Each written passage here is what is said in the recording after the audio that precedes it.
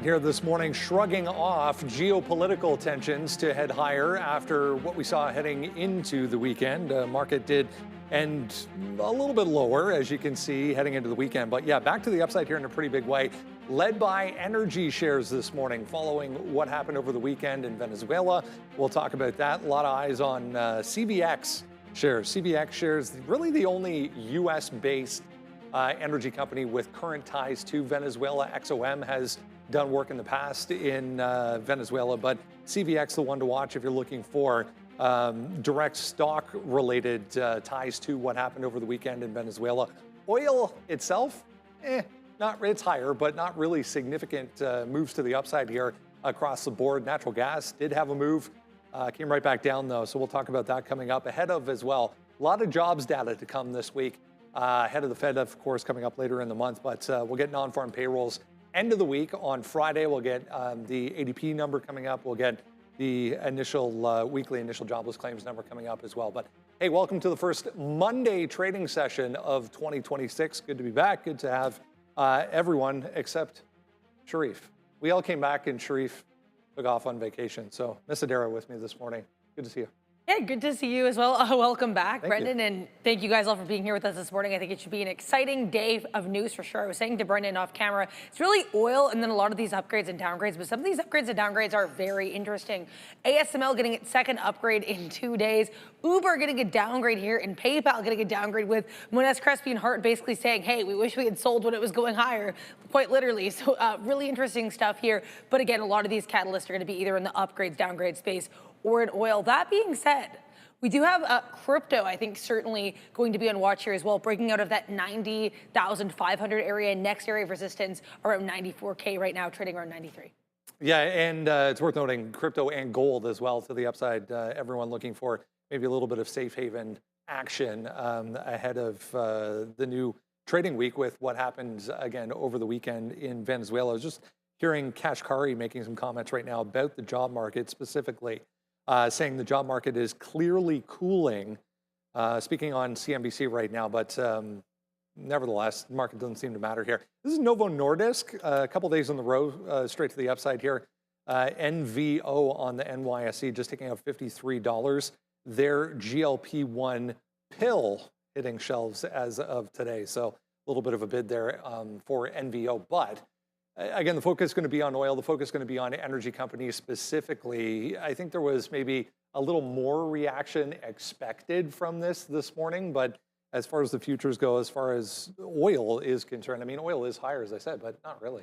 Yeah, and I think it's interesting too. I was actually reading something, I believe on CNBC this morning as well. They were talking to some analysts who said, you know, this short-term move in oil is not really going to be what you necessarily think it's going to be. That being said, if oil is going to be in play, I think maybe also look at some of these cruise lines and these airlines, right? These plays are going to be, I guess, antipathy plays to strengthen oil. So that could be something to watch for as well. Yeah, I mean, massive reserves Venezuela has, but very limited production currently. As I said, CVX, the only company directly operating in Venezuela currently. The only U.S. company, but there are some that are listed over in Europe currently. But that's what CVX looks like right now, all the way up to 166 here. Coming back in a little bit here this morning, giving this back. But massive, massive $10 gap to start the week here, guys, for Chevron. Happy January and happy 2026. Good morning. Good morning, and good to have almost everybody back for sure. But yeah, a little turmoil over the weekend. Yeah. And what's crazy about it is, like, I understand that everyone's gonna be like, "Oh my goodness, look, how's the market gonna react to this?" Well, if you really look at things, like a lot of the tech, you have a lot of tech names that have gapped more. Oil itself, not that big of a move, as you know. Like, at the end of the day, this isn't really seen as a supply issue right now. Venezuela's not that big in terms of production daily. So you can look at CVS. That said, I don't think this is going to be the trading focus as much as you might think in oil. I would venture to say, you know, you can look back at like silver's gapped up and Bitcoin, and some of that flight to safety might move a little bit more. And then you've got with CS and with TSM numbers, a bunch of chip names that are doing really well, and then start to think about some of the defense names that might be moving around. So I don't know necessarily that it's going to be oil that you want to look at the most today, but there is a wealth moving, so there will be plenty to watch. So want to make sure you're locked and loaded, you're in the right place, and stay focused because in days like today where there might be a little bit extra volatility, you don't want to like shank your plays wide right or anything like that. No, you don't want to do that. Well, you're not at that stage yet. I was saying to you, I think the Jacksonville Jaguars, I think that'll be a okay matchup. Both of us have to go on the road there next week. Yeah, football is gonna be good, I think. And I missed last night's the kick you're talking about there with how far was that? The 44-yarder. 44. Yeah, I saw the highlight this morning and to lose by 1 there, too bad for the Ravens bad for and Raheem. Well, I don't feel that bad for him, but I feel bad for the Ravens there. And but anyways, yeah, that sucks. I thought you were also referencing the Bills there, the wide. There he is. How was everything, Randy? Happy New Year. Good. Yeah, I see you beat it before the weather today. There you go. Get that, Randy. Get out of here. It's just the carpet guy dropped that off. Oh, carpet guy. Okay. Yeah, gold up 2% today, silver up. I mean, I think the playbook's going to remain the same for a little bit here as we continue to watch some of these fixed assets. Like these different asset classes here. Oil, it's now 70 GLD.AD. Okay, there it is. Silver up 4% as well. Thing is like it's now 77 barrels of oil to buy 1 ounce of gold. And that ratio used to be in the 30s to 40s. So we're getting all, twisted up here with gold and silver prices as opposed to what exactly oil is doing here today. And the biggest reserves in the world there in Venezuela. So we'll see if Chevron can go in there and help, pull some of that out of the ground. And I think oil prices go south from here now, right? And so we'll see CL / just more demand, more supply going to be getting hit now, put on the market. So if we go into here, we go February crude oil, $57. We'll see if we can hang around here for a bit, up 1%. Thought it would have been up a little bit more, but I can see the reason for this to come back in. I like some of the refiners today in a Valero or something like that. If we're going to talk all about oil, let's go charts. Let's go. There's Valero up 7%. So, wow, like talk about buying names that were on good little levels there. This 160 marker. I mean, some of the energy trades are going to start to look real good right about now. So, yeah, if you got part of that, and someone made a bunch of money on Poly Market apparently, putting that bet that they were going to go get him the day before, and apparently that wound up happening there. So, yeah, and then all the other names. I just wonder if it's just the new year, the new sort of themes of, I don't know, we talked about oil, that might be a good theme. We talked about gold and silver, but what about an old theme that just continues to kick higher right now, and it's the AI trade with NVIDIA upside this morning, AMD upside this morning. Our good friend Intel's upside one more time here. Like if you're able to buy some AMD at 200, congratulations. That's up 3%. Here's Intel up 4% today as well. Back over $40. So I don't have my thing up, but congratulations to that one as that's, yeah, there it is. As that's been a good little run there for Intel, as if you held out on not getting out of anything, breaking through the 50 period, you've been well rewarded now for Intel going back up to the upside. So we should have Michael Noss on today. He'll talk about a whole bunch of things, I'd imagine, including Bitcoin, which is getting a nice bump up as well. We didn't even talk about Bitcoin yet, and that's up 3 or 4% as well today, depending on what you're looking at, that closing price. There it is, 3.5% for BTC today, back over 93,000. It was ticking earlier. So yeah, I think it's a risk-on atmosphere right now. No, I mean the ES is up 0.25 point, Nasdaq's up 0.7. Some of the Chinese names are down. Oh, are they? Okay. I mean, like there's obviously we understand the geopolitical aspect to this because a lot of things are proxy-ish, and so China names are going to be down. Oddly enough, despite good Foxconn numbers, Apple is oddly flat. Like all of these tech names are super strong and gapping up, but it's mostly. Like if I look at my quote board, and my quote board isn't representative of the entire market. Like look what's not up today. Like Netflix, Meta, Apple, Baba, JP Morgan, man, financials were really good last week. Uber catch the downgrade, and then Neo, they got their deliveries. And speaking of deliveries, yeah, there's so much has happened since we got now my chart doesn't want to load Tesla. It's that bad, huh? Now Tesla's back up a little bit after Friday when they got their deliveries. Big disappointment in terms of price action for sure. I mean, I think most people didn't expect it was going to be some great numbers from Tesla, but let's see if we can get back to that 450. 450 was kind of a key, obviously key price area. Closed there Wednesday and then tried to bounce the first time at that 450. Up 1.5%, but given where it was on Friday, not that big of a bounce here for Tesla. So there's a lot to look at, not just sort of what's in play now, but look at what was moving into last week, and then you'll find some runners. As we head back to the desk, I'll leave you with one more that you probably didn't, if you haven't looked, you might not have realized. SMR is up 8.5 points. So there's a lot moving today. Don't get me wrong, like you do want to focus in, but here's a name all the way back down into those teens. And big day on Friday, looking for a little continuation today here on SMR. Everybody needs that power. These guys need something to sell. But, just details, right? Details. Yeah, that's good. I didn't even realize that. That's great. Yeah, that's what I was saying. So I think it is a risk-on day. I thought the Nasdaq and ES should actually be up a little bit more than this, I would figure. Is it the banks that are, they're still up too. Okay, guys, we are ready to go today. It should be a good one. As we said, welcome back to Brendan. We've got Adara at the desk as well.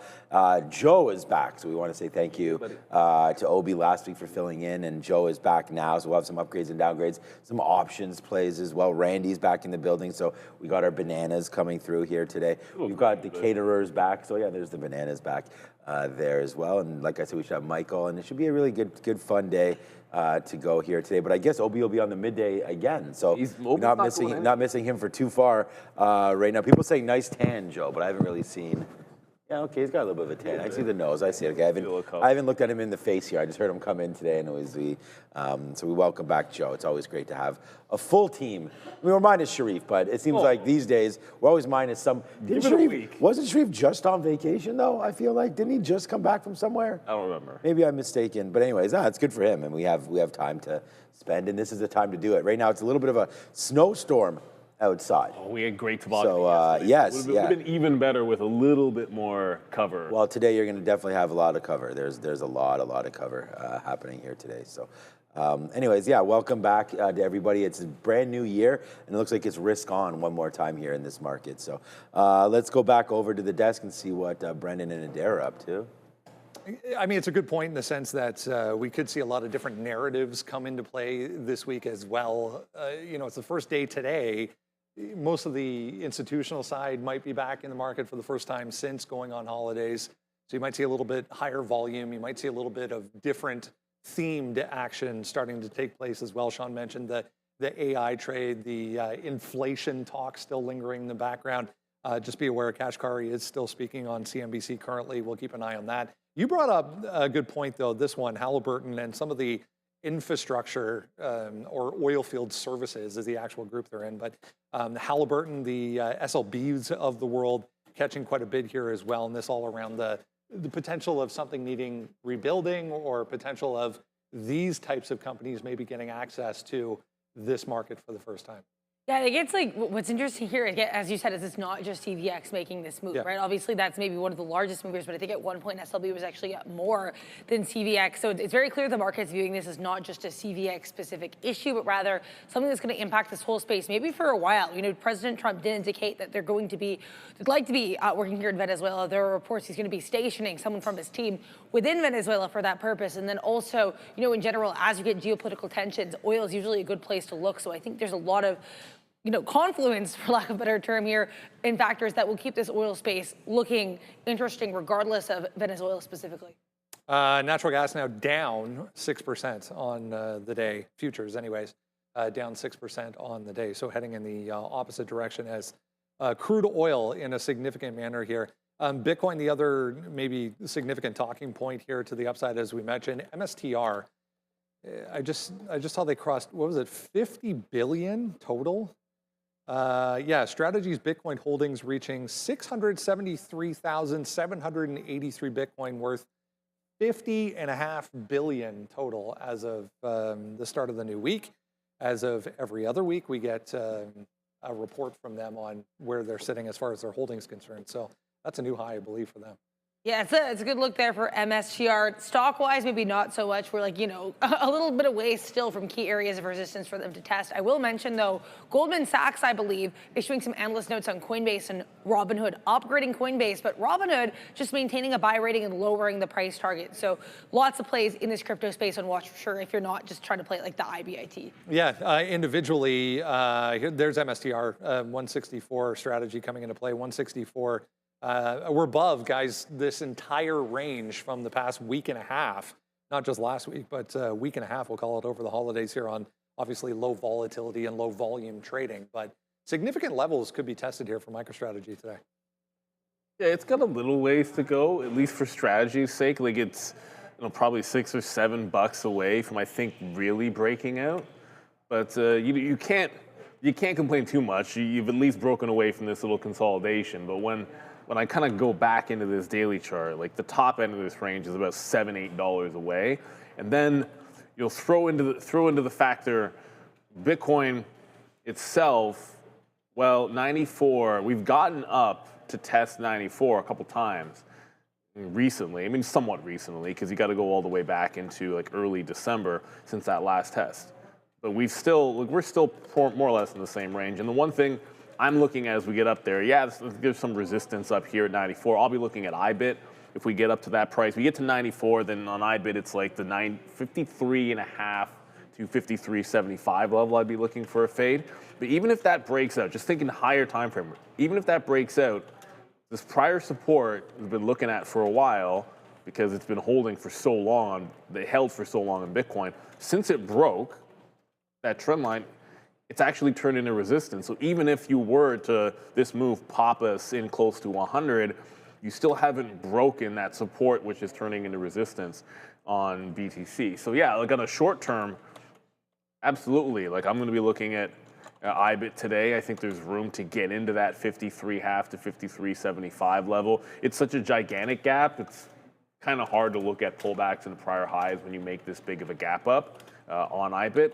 So, I lean into things like, hey, can we actually hold on to VWAP early?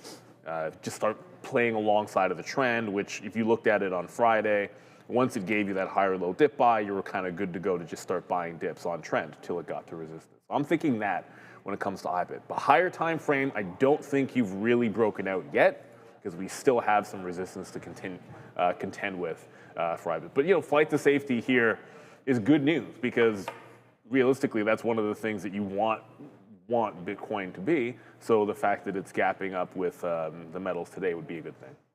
I gotta say shout out to Chaz. I think this is the reason why. I mean, everything Neil said makes a lot of sense. But look at this. This is estimated Bitcoin holdings of major entities. Okay, so Nakamoto, so shout out to Elon Musk. He has 1.1 million coins. BlackRock with IBIT holding 770,000. There's your MicroStrategy, Brendan, as you just mentioned, 672,000 and growing. There's Venezuela. So Venezuela had double, apparently, the Bitcoin that the US government had right there. So you want to talk about supply getting diminished a little bit here. Potentially now, you take 600,000 Bitcoins off the market and you potentially have, so go check that out. I'll put this here if you want to go see it here. I'll put it in the in our little chat there. Get part of our chat, by the way. Make sure you do join, man. I don't understand how we're still stuck on 548,000 here. Was it 549 now? Let me bring this down.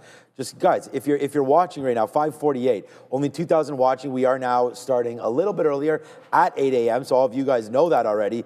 But 548,000, I feel like we've been there for a month. Let's get that going here. Just got to get 2,000 more, and we're up to 550,000 subscribers, and you got to get in part of our chat. And if you do that, then we can see what exactly you guys are talking about, and we can help you. But I want to thank Chaz for sending me this. I mean, I think that was pretty interesting here. So creating another huge move up there for Bitcoin. Today, of course, we have IBIT, CVX, Comcast, Uber, and PayPal to the downside. ISM Manufacturing coming out here. And yeah, my wife made some nice, this is the Elliott Tree Farm. This is what we go to for our maple syrup. So we were talking about that, and my wife made some nice waffles with strawberry and so on and so forth. You got to put some of this on. So big shout out to these guys here, Elliott Tree Farm with the maple syrup. Getting low, man, on that one. And someone sent me some different pitchers of maple syrup. So we gotta celebrate that here in Canada for sure. But yeah, I don't know why I'm on JP Morgan still, but yeah, that's an interesting call there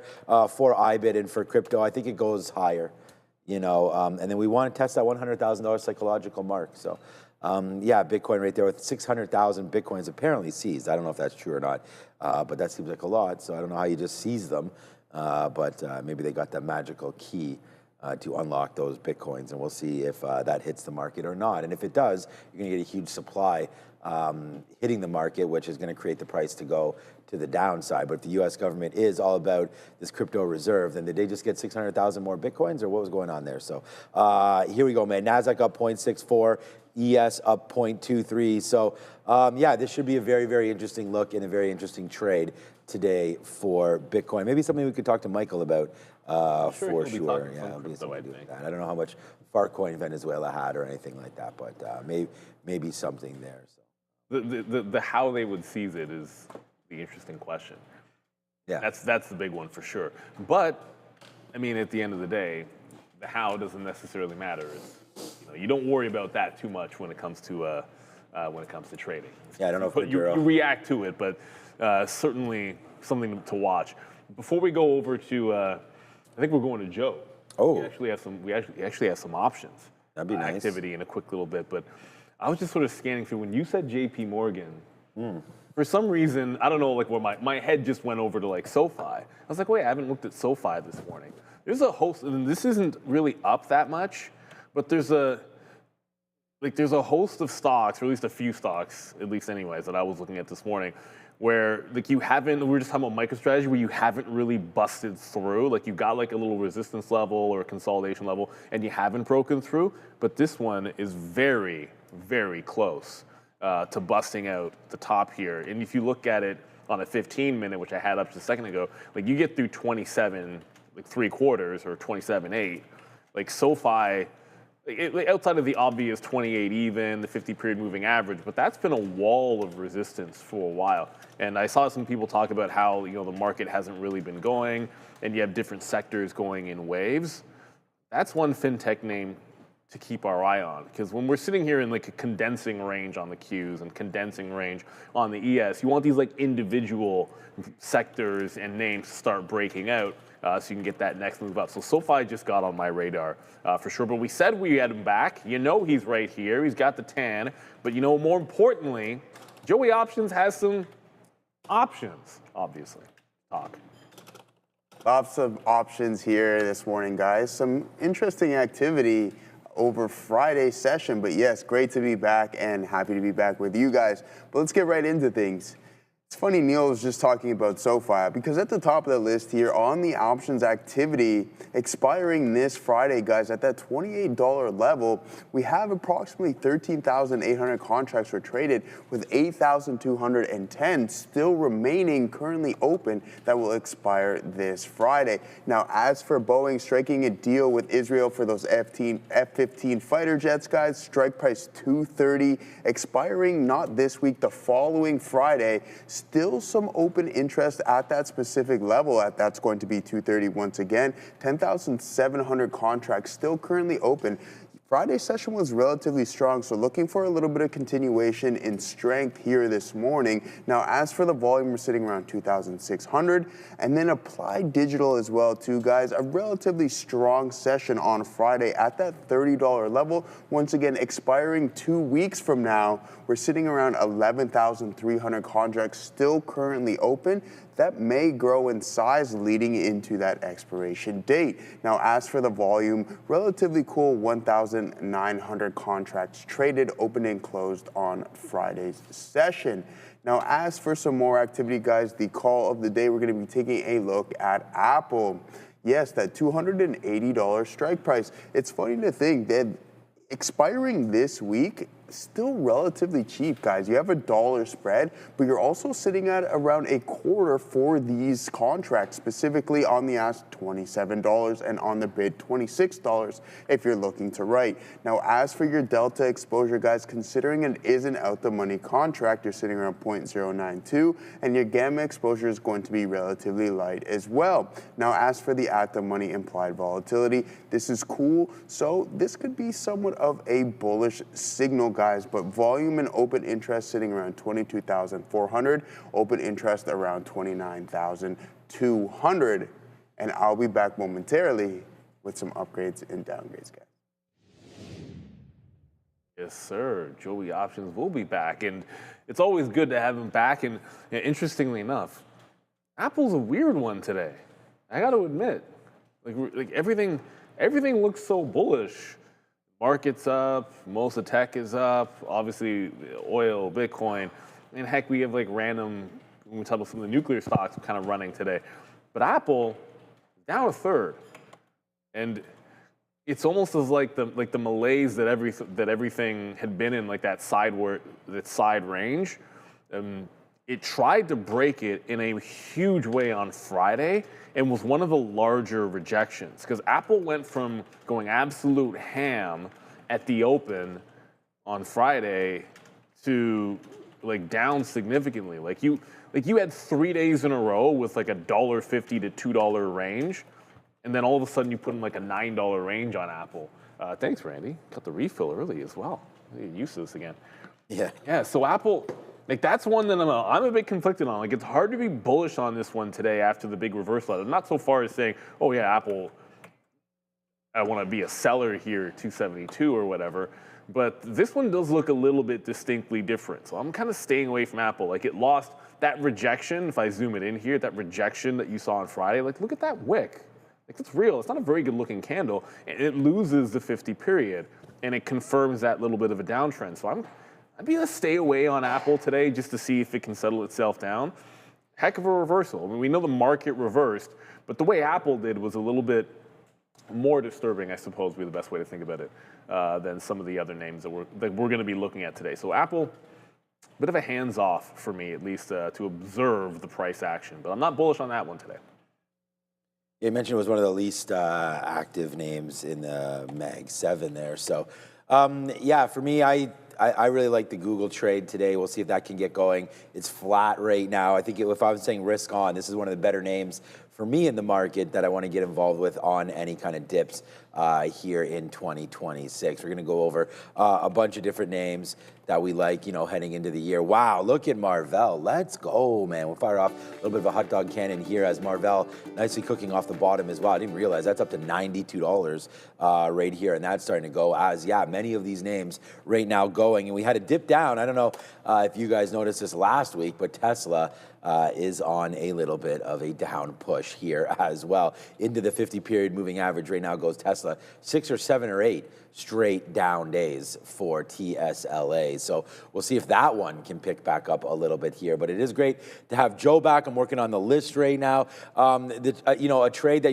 we could look at as well for 2026 would be Fannie Mae and Freddie Mac. We had some news last week from Bill Ackman, not news, but that he's really still interested in Fannie and Freddie. So a little bit of a bump from 10 to 11 there, so we can watch out for some Fannie Mae and Freddie Mac into this year. And then, of course, the big plays today, XOM, however, not moving the same way as Chevron, still nicely cooking to the upside as well. A couple points here, almost 3%, heading lower initially here this morning, but still up 3. Really nice to see XOM off that bottom. I really think Valero has one of the bigger runways here as well. So up 8% for Valero as someone's got to refine all this newly found oil wealth from the United States. And we're just going to see how that all gets managed, right? So down over there in Venezuela, and got some messages from some Venezuelan friends, and they're more than happy that this thing went down. So we'll just wait now to see if they have re-elections. What's going to happen there in Venezuela? I think Maduro's being arraigned today in some this morning. Lower Manhattan courts there. So I just love the fact that he was in that Nike tech suit. That was awesome. What he was in there. That's one of my favorite jumpsuits. That he was in there and being arrested in style Venezuelan, former Venezuelan president, whether or not he was actually elected properly or not. We'll find out more about that in the upcoming weeks and months. I don't know how long this will take to settle, of course, but not that quickly. I don't think he's going to be a free man anytime soon. But what's crazy about it, and I know that before we go back to the desk, and we'll get back to that desk in a second, if you got to get a little tinfoil hat, if you see some of these stocks, I don't know, you had Valero up, but yeah, it was very noticeable on Halliburton on Friday.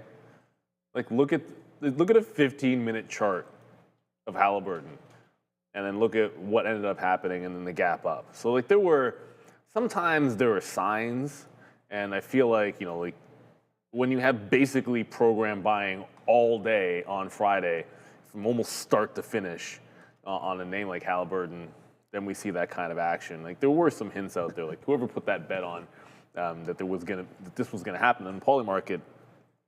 I guess maybe they had some insider information, but I feel like somebody was buying up Halliburton and thought that'd be the case too. And as you were saying before, like, I don't think it's an oil, like spot oil, or, I mean, to this extent, Chevron, but it's already starting to give it back. I think you got to look at some other names that'll be a little bit stronger based on this. It's a little more expensive to extract Venezuelan oil than other places in the world, right? So right now, the shock isn't in spot oil. You're going to find it in other places. And don't sleep on some of the defense names as well. So it's going to be pretty good. But we have a good friend that we're going to get to. It's Monday. So you know who we're going to talk to. It is the NOS boss. We'll see what's on his mind. I mean, I was all excited for monthly charts, but then he has to come and talk about seasonality. So let's bring him right in and get a look at, I mean, we've had this conversation before. First of all, Happy New Year, Michael Noss. Good to see you. It's been a couple of weeks. Happy New Year and welcome back. And yeah, you missed the monthly charts. We did that on Friday with Sharif, so my bad. Should have been tuning in on your vacation. I will go back and rewatch, definitely. We've had this conversation before, you and I, about the on and off years of a U.S. election cycle, and being in the middle, seasonality-wise. What are we looking at here going into 2026? Yeah, absolutely. So this is, I promise, for people who might be getting bored of seasonality, this is the last seasonality talk, probably for the year. But like I talk about, I like the year-end seasonality stuff because it's about taxes and you can't avoid those. And then election seasonality because that's about elections. So maybe a reminder as we get a little bit closer, but that will be about it. So those are the two things I focus on. They mostly all happen at the end of the year. So this is from Nautilus Research. Shout out if I steal a chart. I want to quote where I got it from. And this is every year of the market broken down by their election cycle. In the US, they have a 4-year consistent election cycle. So we're able to chart that out. And if we're focusing on the black line, that's showing us what happens on average for each one. So you have your election year, right? That was 2024, in which you have your election going in. There's some choppiness right before the election. And then generally speaking, regardless of party or outcome, you have a nice push into the end of the year. I believe just due to, you're feeling good about it finally being done, right? It's you know who's running the country, you know roughly what policies they could do, that type of thing. Then you have the post-election year, which is normally bullish, because again, most years are normally bullish. And then you get your midterm year, which that's what we're coming into right now in 2026. So the red line is how the market has performed. It's always going to be more volatile than the black line, because the black line is an average, and then the red line is what actually happened. But you can see roughly we've done what we should. We had a positive year in 2024, which we should have, and we had a positive year in 2025, and that happened roughly how it should have, with a good surge into the end of last year. And then we have 2026 coming up, and this is what's going to potentially happen this year. And what you normally see is this sideways kind of choppy mess all the way into November. And this is, again, in my opinion, just because you get a lot of mudslinging in elections. You don't know who's going to be in power and what policies they're going to like or dislike. And it creates a lot of confusion in the market. And then near the end of the year, often you get a resolution with the election done, and then some sort of a climb into the end of the year. So the next chart is just to zoom in for just the election year in general, just the midterm year. So the black line is all other years. So if you average out every other year that's not a midterm year, that's roughly what it looks like. And then the blue line we're focusing on here is the midterm election year. And you can see just a lot of mess all the way up into October and November, and then again a little bit of a push into the end of the year. So that's a zoomed in chart. So it just shows that while this is happening and no one knows really who's going to be in charge, you get this chop, and then into the end of the year, it pushes. So I drew probably the worst chart that I've ever drawn, but I tried to trace out what this would look like on the SPY in the last one. And the thing is, we're already in a range. So this last chart just shows we're in this range. So there is a world, if we follow the seasonality perfectly, that this is kind of what the ugly chart looks like, where we are just hanging out in this range, up a bit, down a bit, right? Probably won't be as clean as staying inside these lines, but we could be in these lines all the way until summer or later next year into October, and then potentially get that breakout. So why this is important is because I think this should really help kind of define things like what kind of trades you could potentially take. Maybe a little bit more mean reversion or buying dips, selling rips. That might make a little bit more sense until the election's done.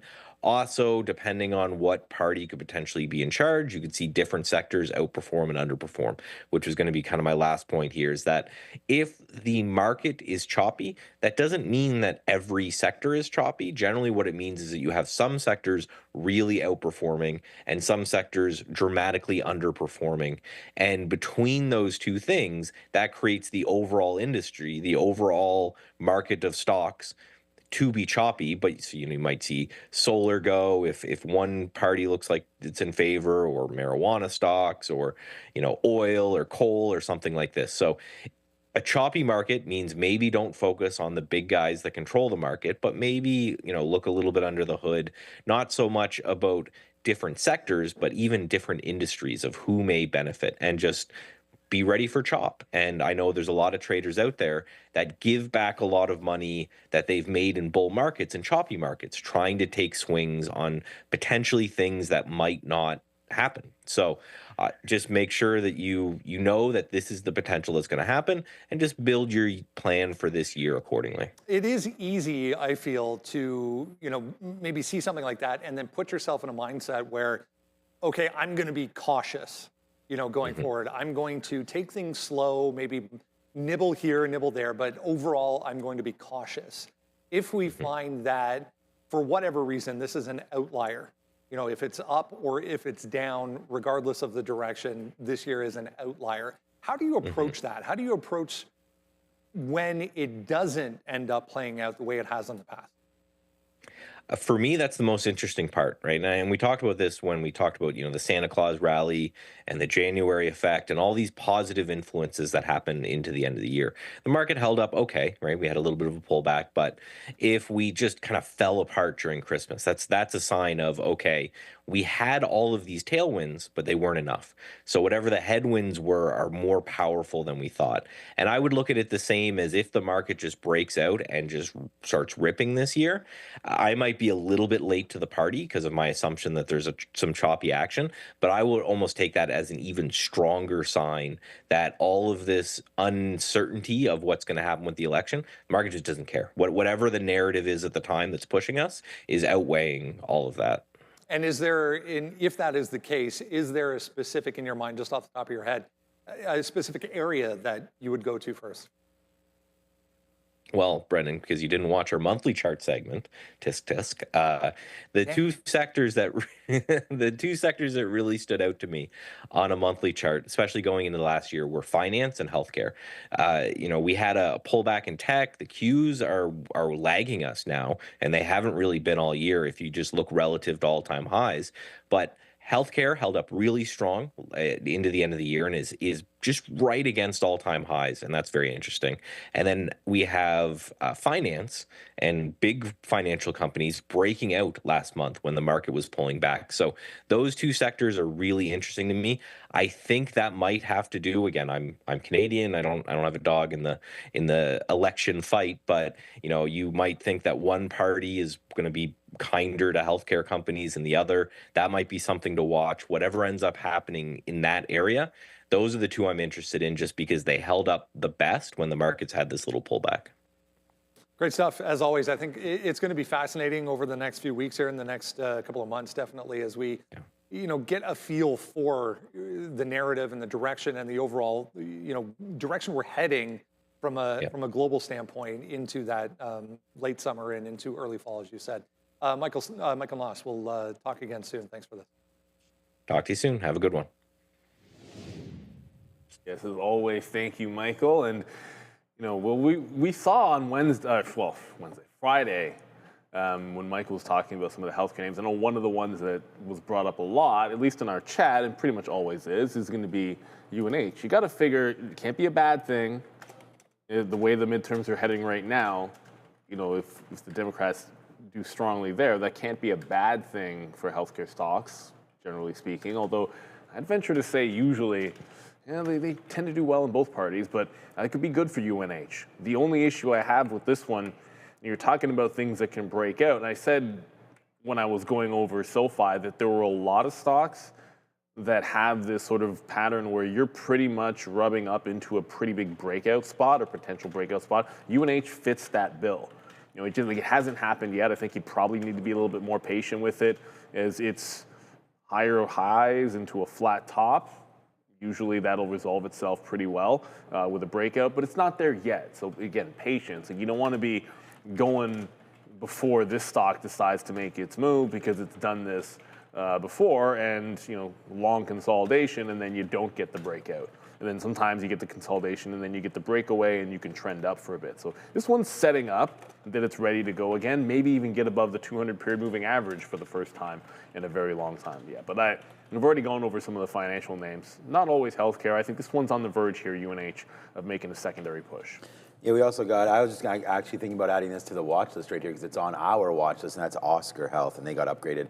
I was actually just trying to search through the upgrades, upgraded by Barclays right there, Oscar Health. So, yeah, this could be another name there. It's funny that Neil mentioned that because I was literally just topping up the sticky note right here and was thinking about adding Oscar, just trying to find some levels here. Breaking through that $15 marker seems to be a nice little spot there for OSCR. And then Adara mentioned it earlier, and I missed this note earlier today, but Boeing catching a nice, it's not a bid here yet, but it's been catching a nice bid off that $200 mark as well. We'll have to wait to see what's going on with Boeing. And again, more international travel happening now, and we'll see if we can get some peace in the nation. We have Ukraine and Russia. I heard some talks here this morning again about some more interesting developments there. I don't really know exactly what was happening there, so I'm not going to mention it, but we'll see if Boeing can continue its pretty epic climb here over the last month. From December 1st, Boeing was $180 or so stock.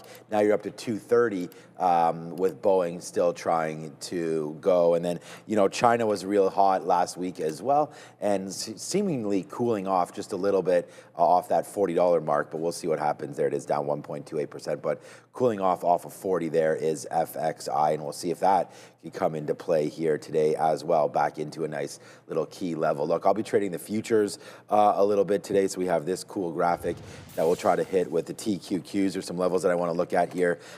For now, I'm trying to look long.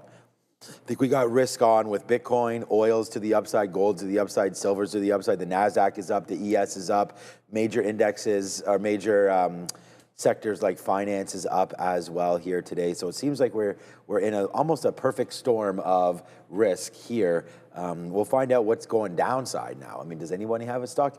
Uber was down on a downgrade. So if you're going to look short on something here, if you just think there's a lot of euphoria in the market, and there might be, right, here today, Uber on a downgrade could be something, and I believe PayPal might have been the other one that was catching a little bit of a shrapnel here from the bigs. Yeah, down a little bit, not as much as the other name, Uber, down. But other than that, man, I don't see too much going through here today. With draft, Chinese was, that's why I called up FXI. So maybe it is just that. Oh, people are saying Meta is down as well. Okay, well, that's interesting with the Nasdaq being where it is. DraftKings, I think, could be an interesting play there. As I'm looking at this one breaking right here, DraftKings. So you're trying to get out, like what a great breakout this could be, man. You want to talk about a flat bottom, what about a flat top break right there, 36.50 right there for DraftKings. What a move over the last couple months for DKNG, and right back upside as the NFL's hit the playoffs, and then obviously with college winding and being finished now in football, they're almost winding down. But a few more big plays to come in college football, but the majority of that is now easing. And what, the Blue Jays got that third baseman from Japan? I think it's a decent signing, right? I mean, cheap enough, right? 20 or less than 20? I think the fact that he only got 4 years and $15 million 15 each year? Okay. Might be telling that look, either the market for players He's a bit older, isn't he, though? He's only 27 years old. Oh, he's only 27, okay. So I think with a couple of the guys that have come from Japan, it's either it's a slower market or maybe they're not as good as everyone thinks, but I think it's a good signing for us. I kind of hope it doesn't mean that we're not going to get Bo back, though. Oh, yeah, wow. More or less what it means. Well, we have Ernie Clemente. Yeah, our infield is kind of set right now, right? So we'll see what that He seems like a really good player. He was in the WBC and did well, but I like Bo. I don't think you say no to Bo because you got some random Japanese guy. I hope not. We'll see. I hope not. But apparently he wants to play second base now with other teams as well. So anyways, what else is down? I'll wait to see about Bo. Netflix is down. Bo Jackson. Too. Oh, Netflix. Okay. Yeah, but the thing is, like Meta, Apple. Oh yeah, Netflix might break 90. Netflix, like all these, the ones that are down, like they're not down much. It's almost as if they just kind of haven't done anything. Oh, that's right, the split. Well, they just kind of haven't done anything. And Netflix does not have Apple's chart. Like Apple had the kindness to at least be up for the first 15 minutes of the day on Friday. Netflix, not so much. If also in the, if you're looking in the space, as we say, don't forget VRST, which is that spinoff, opens up today, or first day of trade today. As wow, we're going to have some upgrades and downgrades. One of the stocks that's down, I know, is on the downgrade list. That would be Uber, but curious to see what else finds its way to the board, because last week we had an unusually low number of downgrades. Yes, I think there was almost none. It was like 1 or 2 at best per day, and a bunch of upgrades. So let's see what we have today with Joe. All right, guys, at the top of the list this morning, we're going to have Adobe, Netflix coming up momentarily. But a couple of these names here, guys, on the downgrade, from those previous highs, we're looking down around 48% here in ADBE. So not too good of a look, guys. We're getting that downgrade from $500 to $400. Also going from a buy to a hold by Jefferies. You can see that we're down in the pre-market sessions as well, too. Now, as for Domino's Pizza, we're down 1% this morning, going from a buy to a hold by Cowen. Now, as for Netflix, we're down 32% off of those previous highs as well, too, guys. And this is coming after the split.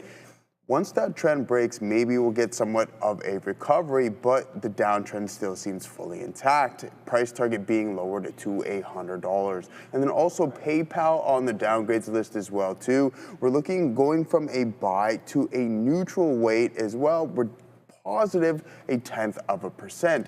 Now, as for some of the upgrades, we're going to end some things on a positive note. We have Arista by Piper Sandler getting that price target raised to $159, going from a neutral to an overweight. Now, Citizens Financial also getting the nod, guys, going from neutral to overweight. You're up approximately 0.75% here this pre-market session. By Citigroup, you're getting the nod. Now, as for Coinbase, guys, Goldman Sachs, you can see that we're experiencing a little bit of a bump here in the crypto space. Bitcoin touching up to $93,000. We're getting that price target raised on Coinbase to $303 by Goldman Sachs. And then IBM also getting the final nod as well, too, guys. Price target being raised from $360, going from a hold to a buy by Jefferies. Yeah, that Netflix. They're not looking too good for them. I don't talk about that $90 break is imminent here, it looks like. It looks like it could happen. But good news for, well, maybe the outlook upgrade or not. IBM had already bounced off 290. So this was one on Friday, which fell right into support, and you catch the upgrade right when it bounces off of that support. So go figure. You say time that one right. Should be on watch to see if it can get back above. It'll be like 96.25 or so, but I like some IBM. If you're looking at the quantum space or quantum exposure without having to worry about whether the company makes money or not, this would be a good place to go. Like it's them, Alphabet, Microsoft, where you get that potential of big time upside, at least in terms of the quantum space. That said, everyone always wants to look at the Rigettis and IonQs of the world because they offer the whole like 10-bagger, type of hope and dream. And some of those might be in play today, although I would venture to tell you that if you're looking for like the gappers and runners, it tends to be in the nuclears today, not these guys. This was a good. Rigetti had a good day. I believe IonQ was okay as well on Friday, but there isn't much going on with them. Like I'd be looking more at SMR and the nuclear plays than I would Rigetti. But I do like some IBM. I think that 290 is held pretty well. You just need to get a little bit of continuation, and that's a stock that should be back at its highs unless something profound happens that we're not seeing coming in the market. All right, what's up to everybody? Yeah, we see some runners there. What's up to JL, DVLT, MNTS, Micron? We're going to get to everything. We still have, and welcome, by the way, we are now live at 8 a.m. So set your calendars and your clocks, your alarm clocks. I guess you don't have to set your calendar. Set your alarms just a little bit earlier for 8 a.m. Make sure you do hit that subscribe button. Get us to 550, man. But yeah, this is Adobe, not a great stock to look at if you are long. I mean, we just had a very, very big rejection right there of the 200 period moving average at that $360. So those of us worried about what AI, Canva, some different platforms there, et cetera, for Adobe and for, creating different content, that's just kind of broke right off of that 200 period moving average. So I believe they caught a downgrade today, and that's not going to help out this stock at all. So I do not like Adobe off of that recent rejection. So if you're in that stock, just be careful. I would almost exit it, actually, because you just had a pretty big fail of the break of that 200 period at 360. So Adobe, I would say, is gone to the downside for now. But you can ask Obi about Adobe because he'll be here at 11 o'clock joining Joe as Sharif and Joe swap. Sharif heads to Mexico. Joe comes back from Mexico. I don't know if Sharif went to Mexico, but I know he's down south somewhere. So I hope he's enjoying himself. That is for sure. Somewhere warmer than here, I would hope so at this point, unless you're a skier or something like that. You do not want to be outside right now here today. Maybe ice fishing. I'm going to go out on a limb and say that Sharif is not ice fishing. No, he is not ice fishing. He is down somewhere nice and cool. You ever ice fish? I've never ice fished before. I wouldn't mind doing it. I don't know. Brendan seems like an ice fishing guy. Brendan, you ever ice fished before? Ramin's literally laughing in the back at that comment. So yeah, no. Never been ice fishing, have you? No, nor would I. Place where I think all of us I would have. No, that is very unappealing to me. You guys mentioned Adobe. I was just actually reading through that note from Jeffries to the downside for Adobe among a few other ones that are selling off. Adair, you mentioned this one, OKTA, nice bounce back after a pretty ugly day on Friday on a buyback. Yeah, it's a $1 billion buyback here for OKTA. They just announced this program. It's worth noting pretty light volume on this move, guys. As you can kind of see here, pretty choppy. But this whole market getting hit pretty hard. Adobe and Okta, maybe two of the most obvious names that got hit here on Friday. But yeah, I mean, maybe an opportunity here for a rally. That 86.50 right now, just under that. That's going to be the reaction high. Coming off that 84 level base, let's see what we do here today on OKTA. But yeah, I mean, again, it's kind of hard to find catalysts today that aren't upgrades or downgrades. One of them here is OKTA. A couple of people were mentioning ETFs and a way to maybe look at the energy play or the energy idea through ETFs. Because if this is going to be a multiple week type of situation or multiple month, maybe, who knows, even type of situation. I just brought up XLE while the guys were talking there. 47.50, if you zoom out on a daily chart, is a decent level. We were trying to hold there briefly this morning above 47.50, comes back in. It's now firmly back below 47.50. But guys, thoughts here, on a potential for a couple of weeks worth of a move here might not be worth it on such a bounce or such a gap to the upside today, but an XLE or an ETF type of idea for the energy play. Yeah, I think you could look at that as well. But I mean, when you consider the fact that it's not necessarily spot oil or the traditional oil names that have made the biggest moves, you might want to get yourself on some crack, which, believe it or not, is the it's refiners ETF. Crack.am? It is. I never heard of that one. When Brendan had it up, I was like, what are we talking about? The crack prices are gone up here recently, or what? It's a hell of a joke. No, I'm just whatever, man. So anyways, CRAK is it's like a refiner ETF. You can't go wrong going long on crack. I don't even know why I'm chuckling at this one. Like, we could try to be serious about this. And then you throw in the fact that, I mean, if we're talking about Venezuela, I mean, I'm not saying, I'm just saying. But this one up 5%. In all seriousness, like, it might have a multi-day rally, as Brendan was mentioning. The one thing I would caution is this is not like incredibly liquid. Like, this would be, like, this is more something that you could swing. You flat out wouldn't day trade. It doesn't actually do any real volume.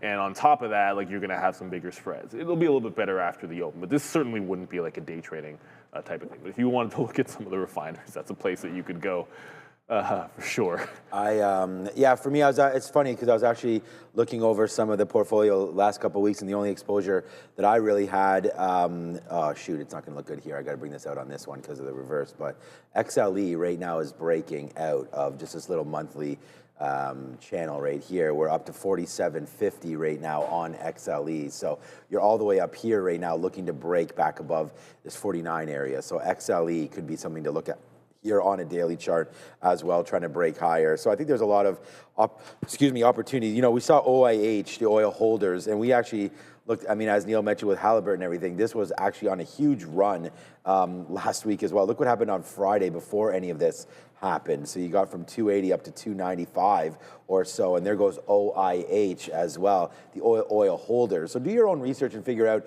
who's involved in what stock, but in what ETF. But there it goes, like off the 50-period moving average, OIH for the WIN. Unlike our juniors last night, the World Juniors lost to Czechia 7-5 or 6-4. I had the over in that game, so that was fine. But not good to see them lose last night. But yeah, OIH nicely cooking there to the upside. I'm going to be in Minnesota, I think in May. So I'll see everybody there in Minnesota. But OIH nicely cooking there, and CVX has been the one that's been to the upside. But there's tons of ETF in the oil space. So I would say if there are specific names, like Brendan mentioned there with the crack, with XLE, with OIH, and then CVX, XOM, Valero is a big name. There's just a lot of names to look at in here. Or oil itself, I think oil can actually come back into the downside here, because all you're really doing, in my opinion anyways, is you're just kind of unlocking more oil here. Here it is here, February 26th. So I know it's nicely to the upside right here, but with the largest reserves in the world, Venezuela, and if the United States is looking to make a little bit of money back here on, I guess add to their economy, so on and so forth, that's what we know that they're trying to do. I could see them putting some more oil to the market and creating a little bit of a downside push to the price of oil, but up 1% right now. We'll see if it makes a difference at the pumps or not. That's one of Trump's mandates, right, is to get the cost of energy down. So we'll wait to see if that is affected into the market. But time, that's the thing. Yeah, we don't know the plan either. They're so far behind technologically. Like, there's so much work that would need to be done to get production there to a higher level and cheaper. So like that's where the infrastructure comes in. That's where like the refiners come in, and that's where CVX, who actually already is doing business down there, comes in. So we'll see. It'll be interesting to see how it plays out. But certainly there's lots of different ways instead of spot oil that you want to be able to play it. As just heard in my ear, we just had NVDA popping. The market's not doing this much this morning. Oh, come on, chart. The market's not doing a heck of a lot this morning, but it has been very slowly, wow, okay, grinding higher. It's just the only reason we heard is because it just made a little bit of a break of the high for NVDA. And don't forget, starting today, you've got, well, this evening anyways, at CES, you've got Jensen, Huang, Lisa Su, even Intel's got a presentation today. All of it's going to be aftermarket, so the chips are also going to be in play today. As we head to 9, there's so much. Make sure you check that watch list, the free watch list, so you can sort of follow along on all the stories that are moving the markets here today, because it's so easy to get overwhelmed thinking, oh, it's all going to be about Venezuela and it's all going to be about energy. That's not really the case. Like there's, like we said, like whether it's the metals, whether it's crypto, I mean, some of the nuclear names are going. Now you have a bunch of chip names that all have their own individual catalysts. So make sure you hunker on down, grab that watch list, check it out, read up, as we're about to go through some of those things. Ooh, over at the 9 o'clock. Starting 9. bringing a note here for Micron, guys. A little bit of a pop here right now for MU, back to 324.70 or so. But it did have a bit of a spike down and then right back up again. Huge day on Friday when the overall market and tech specifically was down. But Micron looking to extend that gain, saying the RAM shortages will last beyond the entire year of 2026. So Micron trying to milk that rally from last trading day a little bit more if they possibly can. But as you guys said, if you haven't done so yet, below in the description is a link that will get you to that. If anyone is new here, good morning. First of all, come join us every single day at 8 a.m. Eastern when the market is open. Top link in the description below, though, will get you to the sign-up page for the watch list. Has everything on it that is moving around in the pre-market in one neat little package. Comes right to your inbox for you every single day. Let's talk about this oil trade from an intraday or short-term perspective. Who knows, maybe, as the guys were just saying, maybe we get a quick fade. Some of these things gapping up pretty huge this morning. So path of least resistance on some of these oil names, maybe back to the downside to start things off here this morning. I think certainly with some of these oil plays we mentioned, it's not just going to be the obvious names like Chevron with links to Venezuela. There's also going to be kind of plays in that overall oil space. We know Halliburton and SLB have talked about a couple times. Those have also been to the upside. Also just like other kind of oil companies as well. XOM, we know Randy talks about this one as well. OXY, they're not all going to be up to the extent of Chevron or SLB and Halliburton, but they're all going to have some type of move. And the other way maybe you want to play oil a little bit out there perhaps is by taking a look at some of these cruise lines and airlines. We know, of course, because they use oil, if there is a move in the price of oil, these will tend to kind of move in antipathy. So the opposite of whatever direction the oil plays are doing. UNG as well on watch. Yeah, big day on Friday for some of these as well, going into what happened over the weekend. Somebody knew something, maybe, guys. CVX or XOM, or where are we going here? If I trade an energy name today that's not SMR, a nuclear name, it would be Halliburton. But I think these all need to settle down.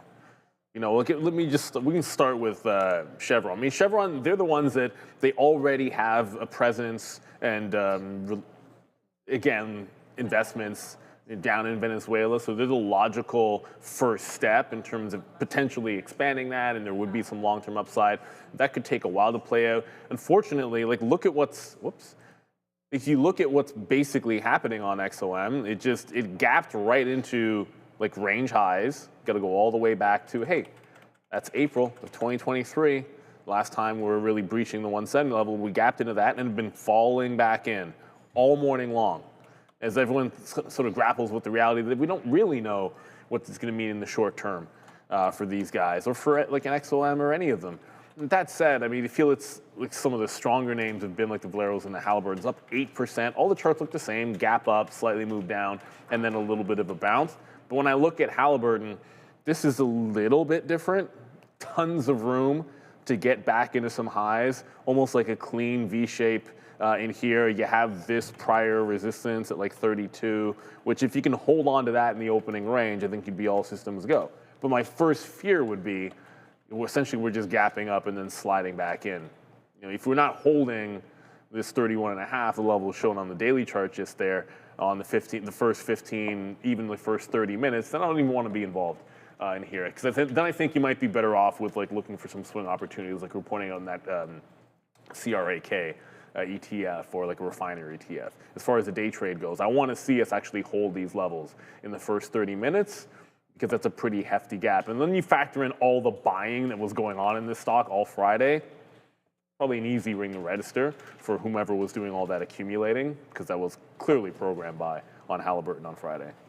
Yeah, we saw OIH going upside. We saw a bunch of these names starting to go to the upside, and I don't know. It's there was also somebody that made $400,000 or $500,000 on Polymarket that they guessed, within a couple hours that was going to happen. That was like as of January, whatever it was, 3rd, that they were going to invade Venezuela, and apparently someone made some money there as well. This is what oil's doing right now, so it's kind of still stuck right now, not really breaking too much higher, only up 1% here. So I don't think crude oil is really going to be the place to look today, and if anything, I think this drives the price of oil down, but to what Neil mentioned there's still technological advances that need to happen over there to produce the same amount of barrels that they need to put online to really affect the market. But it's a nice discussion there with crude oil. So I already went over to XLE just thinking, and again, if you just go over, you're trying to break through. You're not going to see it on here, and unfortunately, I called it up on the E-Signal. What's up, E-Signal? This is brought to you by E-Signal, this segment.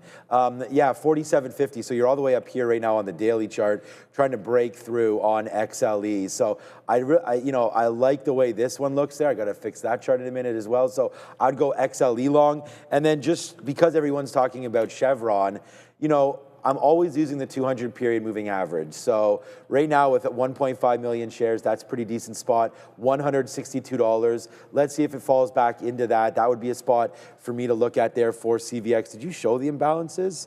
No. Okay, so let's have a quick little look because most of these names are on, a lot of the oil names are going to be on the New York, right? So there it is. So there's Halliburton, as Neil mentioned there. There's CVX, as I mentioned, and then there's SMR as well. So Schlumberger on the buy side. So if you're going to look over here, definitely more buys than sells. It's interesting to see silver coming with the sell side, but look what silver just did. Silver just busted a buck right there, 68 to 69er. Nice move there. XMR, BMNR, XOM. That's a mix between XOM and SMR. XMR there, their Monero. XMR is a cryptocurrency. But there's Cliffs as well. So on here, Boyle is another name there for natural gas and oil ETFs. We even forgot about nat gas as well. So lots of names on here that are in the energy space. So definitely something to look at as you see this goes the opposite way today. Boyle is, just hold on a second. It's triple, is it triple? It's nat gas. It just says Ultra Bloomberg Nat Gas. So I knew it was Nat Gas, but it just says Ultra. So I don't know if this is a 2X or what, but there goes Nat Gas to the downside, getting absolutely crushed today. So you could look at Boyle there as well for something to look at. All right, a trade that is not over yet. I mean, this AI, we had, who was it? It wasn't Mitch. Well, it was Steve Tileman talked about it. Was he the guy that said it was in the sixth inning or something? Okay, it was Steve. Okay, so don't want to misquote. But let's go find out what the story is today about the AI trade, as most of these stocks hitting, not new highs, but definitely hitting highs for the session right now as the Nasdaq is starting to climb. Yeah, it's the most reliable trade, or continues to be the most reliable trade right now. I mean, NVIDIA 1.7, 1.8 right now. Intel up nearly 5, Palantir nearly 4% right now. Really, it doesn't have to be a single stock, or I mean, if you want to pick out a single stock, go for it. But as a theme right now, the entire AI group still rallying.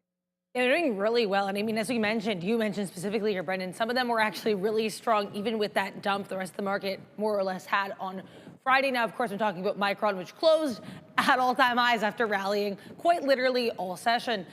They're gapping up today again as well. I do want to talk about CES 2026. This conference is happening this week. Kind of hard to read here, but I'll try my best to zoom in on the key points. Today, which is not even the first day of the conference, it's just their media day, we are going to be getting here Qualcomm Snapdragon from 12 to 2 p.m. Eastern, NVIDIA keynote with Jensen Huang, then we're going to be getting an AMD keynote with Lisa Su. In between those keynotes, both of which are after the bell, we're going to be getting an Intel launch event for this Panther Lake Core Ultra Series 3. On Tuesday, we're going to be getting Mobileye doing a presentation. Wednesday, we've got Qualcomm, Adobe, HP, Caterpillar as well. So there's like a lot throughout the week in the AI space. Definitely do not miss out. I will be posting a TTV research version of this calendar on X soon. The name CES at one point was significantly weighted towards the consumer aspect of it. This show has entirely turned into an AI show. Oh yeah, 100%. And last year it was specifically around automobiles and autonomous driving and the car end of the spectrum. This year, a lot more use cases coming into play for AI in general. So they might need to rename consumer electronics, guys, to just the AI show in Las Vegas this week. Oh, you know what? I feel like it might take some time to do that because it's such a like an iconic event and everyone knows it. But no, it's 100% true. I mean, you hear even like Caterpillar. They're another like not low key. I mean, everyone by now understands the AI applications there. But today I'm actually looking at Intel and AMD. It's not so much NVIDIA, unfortunately, and it just comes down to, well, first of all, AMD was ridiculous. Well, I mean, Intel's up one of the most, so that's one of the reasons to like it. But AMD was the most ridiculous in terms of volatility on Friday.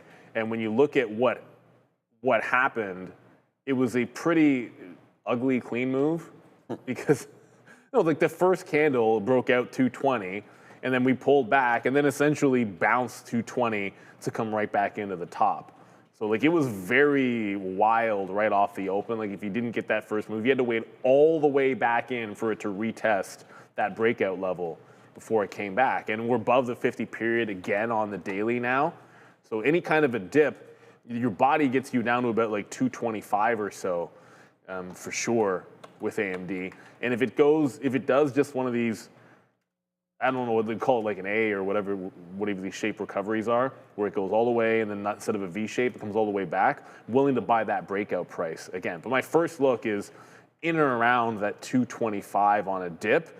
Because right now we're doing pretty much nothing on AMD. And then Intel, I feel pretty similarly about Intel. The difference why I might be looking at Intel first is, well, Intel didn't give up the move on Friday. Like Intel bounced and held higher lows at 39 the entire time. So it was a better trend trade. It's already broken clean through the 50 period, so it's a day ahead of AMD on its move. So this one just seems a little bit better. Like the 40 level, obviously gonna like that one. The even dollars tend to be pretty good over there with Intel. And then you can look at like the 40 and a third for Intel as well. But it's really the 40 and the 39 that I'll be focused on. Not so much NVIDIA today. It's going to be AMD and Intel. Yeah, I actually have Intel written down. We can talk about AMD. I mean, 190 I think should be a pretty cool and key level there for NVIDIA. We'll talk about that when it does come through. But yeah, for me today, it's Intel and TQs. There is a note that there is going to be some CES talk regarding Intel. I think it's tonight. But I just kind of like this area long here for Intel of $40. So we'll see if that can come in. I'll put the sticky note here, the link into the chat. But it's on my mind. It's a relatively cheap stock, obviously, as compared to a Broadcom or an NVIDIA, AMD, anything like that. It's only a $40 name. But yeah, if we can pull right back into here, that was Friday's high.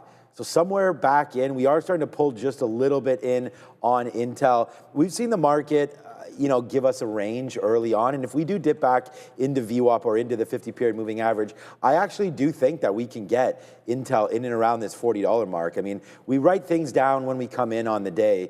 And, I was looking at the dark pools came into $40, could be a level there. Not in love with the $40 mark as like this is a break and be-all, end-all level. But if we do come in, I think it's worth testing. So dip buys for Intel right there into $40. Yes, please give me some mo on that one. And then thank you, Randy. Give me your oil trades today. Your predictor of Venezuela there. Really paying off here. I know you're more into XOM, but Chevron nicely cooking there. XOM, Randy, I remember when you and I, we were all here, you're talking about this at $100, $105, 110. Now you're up to 120 right there on XOM as we continue to sort of climb the ladder there on the oil trade. You missed this talk by about 5 minutes, but there it is, breaking through 120 and off to the races, Randy, goes XOM. So we really like that one. But yeah, for me today, Intel down there at $40, something to look at. And then, like Broadcom continues to want to work as well. But it's, has a ways to go to get back up to its all-time highs of 400 and, no surprise here, $420 as that's roughly the high. So we got a little ways to go. So if you want to pick up trade in any of these names, Intel's near that top. Broadcom still has a way to go. So watch out for Broadcom maybe busting through this day's high. Why not, man? 350, I mean, it's going to happen right away, but this could be a good level break early, 350, 450, and then you use this 353 as your base. So yeah, I'm looking at Broadcom and Intel today as well. Yeah, look, I got on the list, I see there, what's up, Sir Milfs a lot? That's a good name. I just want to say that IBIT is on the radar. We're going to get to crypto in just a matter of seconds. But for right now, Randy brought us red mugs. Dun, dun, dun. So, yeah, they're like, hopefully. They're Tron mugs. Like the new Tron. Oh yeah, the new Tron. Yeah, is that on? That's not in the theaters. That's actually out now, isn't it? Like, You can. I know you can rent it on streaming. So. Oh, okay. So then it is out because I know the Tesla got Tron mode a while ago. So I was like, generally speaking, but it must so be in the stupid. theater. So. Is it? I don't know. I don't know enough about Tron.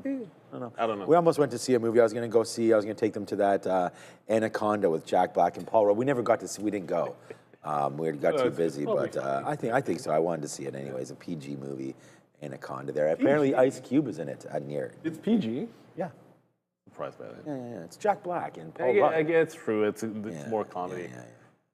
All right, terribly awesome movie. Hey, what's up? Yeah, Tron. Maybe you meant. I don't know which movie's good or bad. It's terribly awesome referring to guys. I don't think many people saw Anaconda. Anaconda or the Tron movie.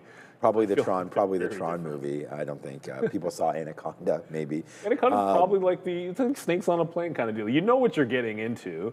You're not trying to take it incredibly seriously. You just want to see, a giant snake. And some people and deal with some people. Anaconda, yeah. And there was that big shark movie too that they had. It was LL Cool J. Didn't Samuel L. Jackson get eaten by that shark that one time? Deep Blue Sea. Was it that? Was that one? I don't think the sea part's in there. Mine with Deep Blue. Deep Blue. I don't know. Thing. But he's given that. Yeah, he's given that inspirational speech, and then he gets got. Yeah, I know. It's like a big fun. Hilarious. Thing I love that movie. Netflix down, bouncing off $90 back up to 90. Yeah, you're right. Looks like people saying Deep Blue Sea, Cocaine Anaconda. Yeah, Cocaine Bear, one of the best movies of 2023 or whatever that was. All right, let's go back over to the desk. It's 9:15. We're getting on in time here. Not a lot of volume behind this, but Qualcomm just spiking up here. Decent move, $4 worth of a move for Qualcomm. The Dragonwing IQ10 series robotics processor at CES was just launched, I guess, or announced here. So again, not a lot of volume behind this move, but spike there for Qualcomm. Let's talk Tesla as well. Not spiking, but higher this morning after a pretty ugly day to end the week on delivery numbers last week. If you missed it, more negativity around the automotive side. That headline, though, caught my eye. That was actually out over the weekend. Elon targeting 10,000 Starship rockets annually. That's on the back of him also saying he's going to get to 1 million or more Optimus robots out of production by 2027, which is impressive on both ends of the scale. If Starship is obviously, or SpaceX, more specifically, one of the companies that we see come public this year. And I think that's the thing with Tesla. You always have to think of what's company-specific story, and then also what's an Elon Musk-specific story, because the stock does tend to move on both. Now, interesting what you said here off of the robotaxis. Cantor Fitzgerald coming out here with a catalyst watch list for Tesla for 2026. They do mention robotaxis, but also, I think kind of interesting, they think that the company could be getting to supervised FSD in China and Europe within the first half of 2026. Now, also, Tesla's China wholesales, that's their second best month ever for China wholesales for December 2025, coming in here at 97,171 vehicles. This is second only to their performance in November of 2022. Yeah, again, not a huge move here so far this morning, guys, for Tesla, but I mean, we're right back to the top end of the pre-market range anyways currently. Long way to go even just to get back to Friday levels. Yeah, it's one of those, okay, so if we know when it comes to Elon that some of these lofty targets that he sets, don't hold him to that. 1 million robots by 2020. If they pull that off, it's $1,000 stock by then, if they could pull that off, in my opinion. But again, a lot of times you see a timeline like that, and then you sort of think, okay, well, probably closer to 28 or 29, maybe even 30. Just push it out into the future, because that's what the market's looking for right now, more than the delivery numbers. Now, I know I was talking about a lot of things that were bouncing or breaking back above the 50-period moving average, and Tesla has a really decent chance to do that. But I don't know that this move is out of the water unless on the 15-minute, I think that's exactly how I put it in my note. On the 15-minute, it needs to hold $450. That's actually, $4 or $5 above where that 50 period on the daily is. But again, it's just a daily chart.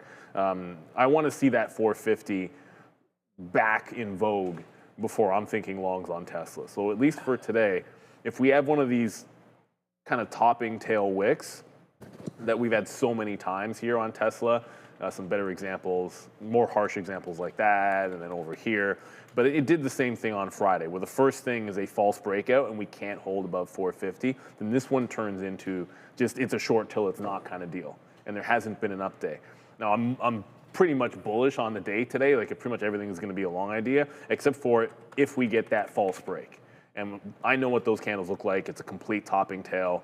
You got to fail that breakout. We have to close underneath. But if the 15-minute holds above, then Tesla joins the party. If it doesn't, then this one stays a fade till it's not. So lofty expectations for Elon. I'm with him on that for the long term for Tesla, but for today, just want to see that juice through 450, or I'm not going to be a buyer at all. If anything, I'd be looking for the reversal if we get that false breakout.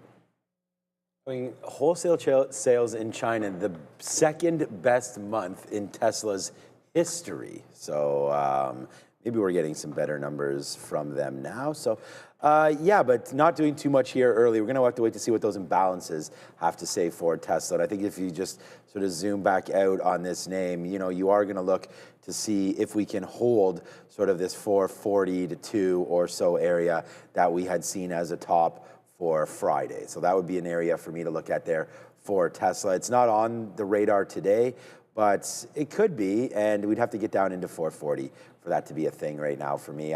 Looking at something to break the top, I just don't know if there's good enough news in the stock to do that today. But yeah, I like what Neil's saying, 450 is still right there. So if you're gonna take out some sort of a top there today, watch out, like 440, 650, that's been sort of that pre-market high there with these dark pools at 8 o'clock. So you could definitely have a look there on a break long, but then you're still gonna run into 450. I would make sure to get out of at least 2/3 of your position by the time you get to 450, and then you just wait to see what winds up going on there. Rivian is an interesting name to me as well. That's now below $20, so we did have a move up to 22 or so for Rivian, and now you're down more than 10% from its highs, almost 13% there from its highs on Rivian, and looking to see what it wants to do now at that $20 mark, right? So that's actually pretty fine to have this happen. Pull back in now, trying to hold 19. So if we do dip down into here on a risk on kind of a day, I think we could buy some Rivian today. So let's wait to see if Rivian can come into that $19 range or so. GM continues to be a nice little winner. I don't know if it's doing anything today, but this marker back to the 200 period, you still have a while to go to get to that. So that's still cooking upside as well. $80 break potentially incoming for GM. But I really like Rivian. And then for some of the Chinese names that are down today, NIO at a key level of $5 might be worth a look today, now down 2%. So we've seen some of these Chinese EVs also gotten hit there. That high tick about mid last week, it's down 10% now. Look at this $5 mark there on NIO. So you're coming right into this. Looks like the bottom of 480 or so. So another really great look for some support. So you are getting some names that are coming in here today and could be bought. Look at this, like $8 down to $5. So, you're really getting crushed. That's down 60% there. You lost 3 on 8, 40%. So nice move down there on NIO, like down 35, 40% in 2 months there is NIO. So maybe we do find some love down here somewhere if China can figure it out. And, look, better sales there, wholesale inventory, second best month in Tesla's history. So, okay, 922 right now, just a couple more. Crypto I know is on everyone's mind. Some of the altcoins starting to go as well right now. We can watch out for some Solana, some Ripple, Bitcoin. BMNR was on our list there today. Coinbase making moves. Coinbase, HUD 8, Mara, we talked about that last week, in and around that $10 mark. Let's go find the story here with crypto. Were there 600,000 Bitcoin seized or not, I guess? Heading back to the upside right now is Bitcoin, IBIT anyways, trying to get going off 5250. Nice gap here to deal with this morning on this one, along with crypto itself as a group, as a whole, all to the upside, as the guys were saying. What a difference a year makes here. Bank of America joining JP Morgan, Citigroup, Morgan Stanley by now recommending Bitcoin as a certain portfolio allocation right across the board. We sat here a year ago wondering when more institutional money was going to start pouring into the crypto markets in general. Yes, obviously it has already, but now they're just coming straight out saying everyone should have it. Which I think, yeah, interesting look here. And it continues to show, as you said, a change in the tides when it comes to banks and how they feel about crypto. The story is on our watch list as well, so you can read a little bit more about that. But in the meantime, I want to quickly focus here on some comments from another bank, Goldman Sachs, On two crypto stocks. One of them is Coinbase here. Coinbase getting an upgrade here from neutral to buy from our friends here at Goldman Sachs. Meanwhile, Robinhood getting a little bit of a less positive note here from Goldman. Now, again, Goldman still maintaining a buy rating here on HOOD. But they actually dropped their price target here by a couple dollars, literally $3 here, 164 to 161. They said they do see some near to medium term growth coming from wallet share gains amongst highly profitable active traders for HOOD. But again, here, I think worth noting Goldman Sachs having an eye on both Robinhood and Coinbase here. Multi-day rally anyways, continuing here, guys. For Bitcoin specifically, where are we going as far as intraday action here for crypto markets? Well, I mean, you'd like to think that we have a chance to test 94. Because that's, just looking at IBIT, I'm going to try to show you like the local high up here is like 53.5 to 53.85 or 53.8. That'll be approximately 94K if we get there. There's a little bit of diddling that's happening right now. Well, like we've gapped through major support, and that was that, you know, that 90,000 area on BTC. So like if you fill in the gap, like you could fall, and if you do fall to 51.5, like that's where I'd be buying today, no questions asked. Like that was your turnaround spot so many times when we're range bound, but there's a ways to go before we get there. So on the way to 53.5, 53.8, which would be that 94K, there's a lot of room. And when there's this kind of a move and I want to trade it, I got to start thinking about, okay, well, VWAP has to hold, maybe break this downtrend that we're sitting in. For now, we're trending back, so I want to wait for a trend break, at least until we get to some prior highs. But that's such a long ways away. I don't want to wait too long. If we can break this trend that we've been putting in lower highs on since we sat down this morning, then I think Bitcoin's a go. If we do get to that 94,000 area, I think there's a reversion up there, but there's such a long way. Before you get there, you got to look for some long. So VWAP, trend break in here. If I zoom that in, just to give you an idea what I'm talking about. Like you've been putting in some lower highs in the pre-market. I think if we can bust that and start showing strength above making some higher lows, then you're looking Bitcoin long. Yeah, look, I have the same idea written down here, but I'm going to wait. I mean, it's gone up, nothing but upside right there. But I just have, there's that 600K. I said wild rumor circulating, seized from Venezuela. So I really want to see what Bitcoin winds up doing there today.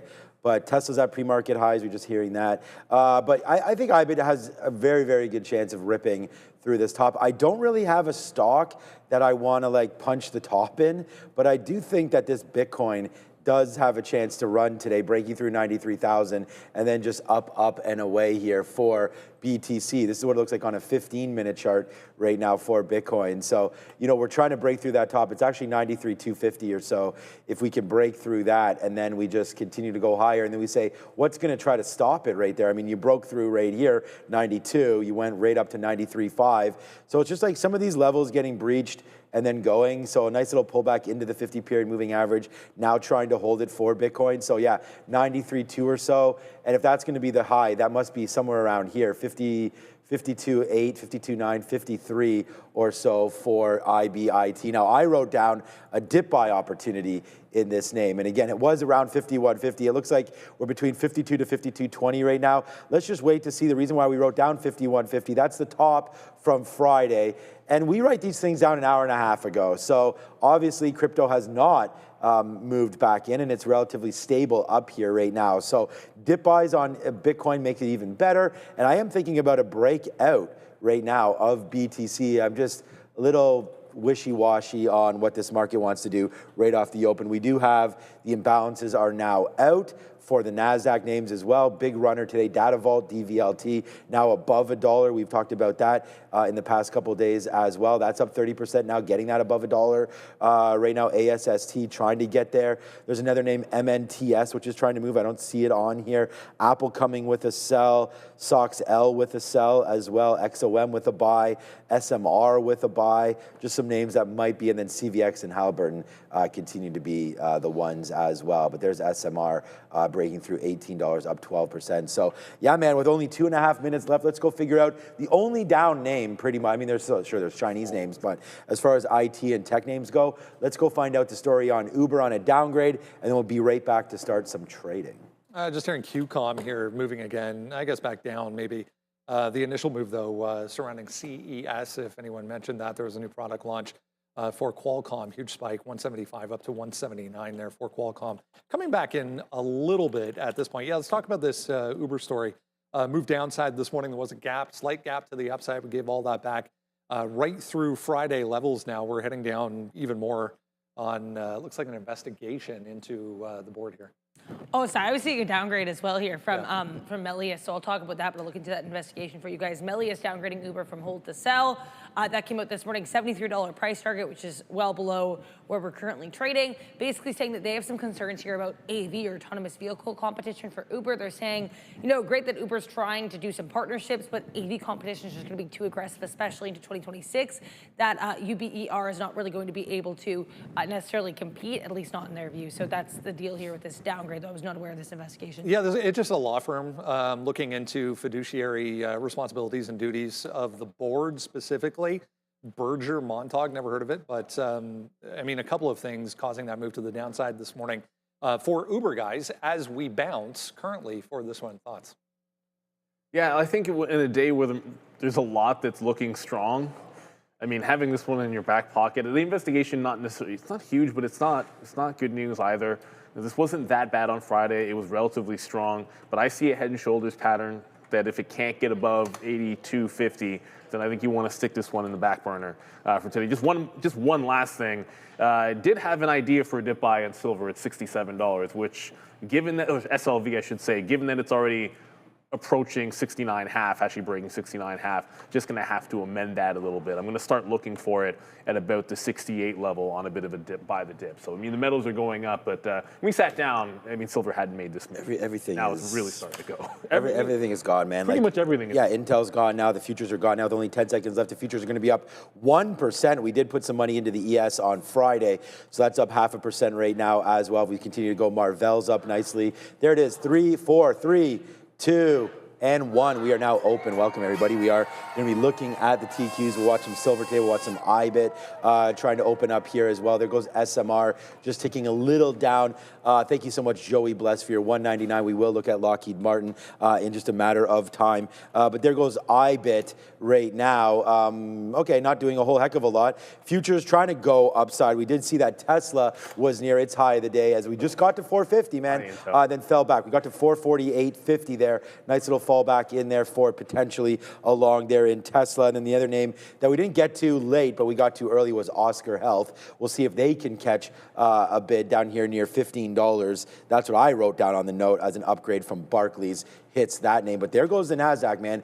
Starting to go a little bit higher. They're now up 1.1%. I think it's just, I mean, yeah, I was going to say some of the chip names, like there goes to Intel up 6% right there, touching out at $42. Intel on the move higher for now. Yeah, Intel going nuts. AMD up, actually was up almost 5% just now as it's heading higher and higher. SMR, which we didn't really talk about, I guess not that much, was double digits. Now it's really starting to come back in here. So SMR losing all of the pre-market gains and right back into 17.5. Maybe let this one settle down a bit here.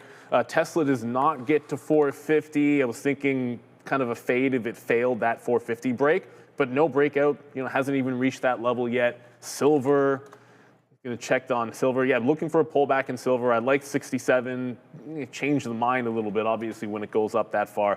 I'll start looking at this in and around the 68 level on a dip buys. I do like the metals for a little bit of a relief rally. They were all trend down on Friday, and I like this gap up. We need to hold some of these higher lows. So the market's first move, a little bit back into the downside, as some of these names are starting to give up their gains. Got to be patient to try to catch some of these bids.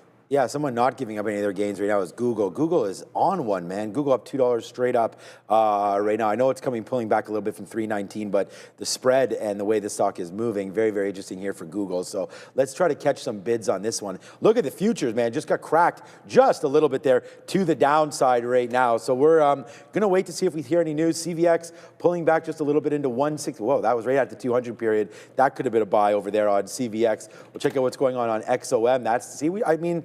had mentioned that all of this probably does react negatively today. Light sweet crude, they're going to the upside. But right now, it's some of these names pulling back in a little bit. We looked at Valero there. Okay, that's not doing too much. Was Halliburton doing anything? That was a big one today as well, 32 bucks. I think pulling back just a little bit. Come on, charts. All right, yeah, so just back down just a tad bit here. All right, man, with the future style, find to come back in here. Find if there's some names that we like. I liked IBIT there, not moving right now. I liked Intel back if we got anything a little lower on Intel on news for them today. Right back into the 50 period. That could be a trade here for INTC. Just trying to be a little patient. It's only 3 minutes in, willing to put something on. It's probably Intel at 41.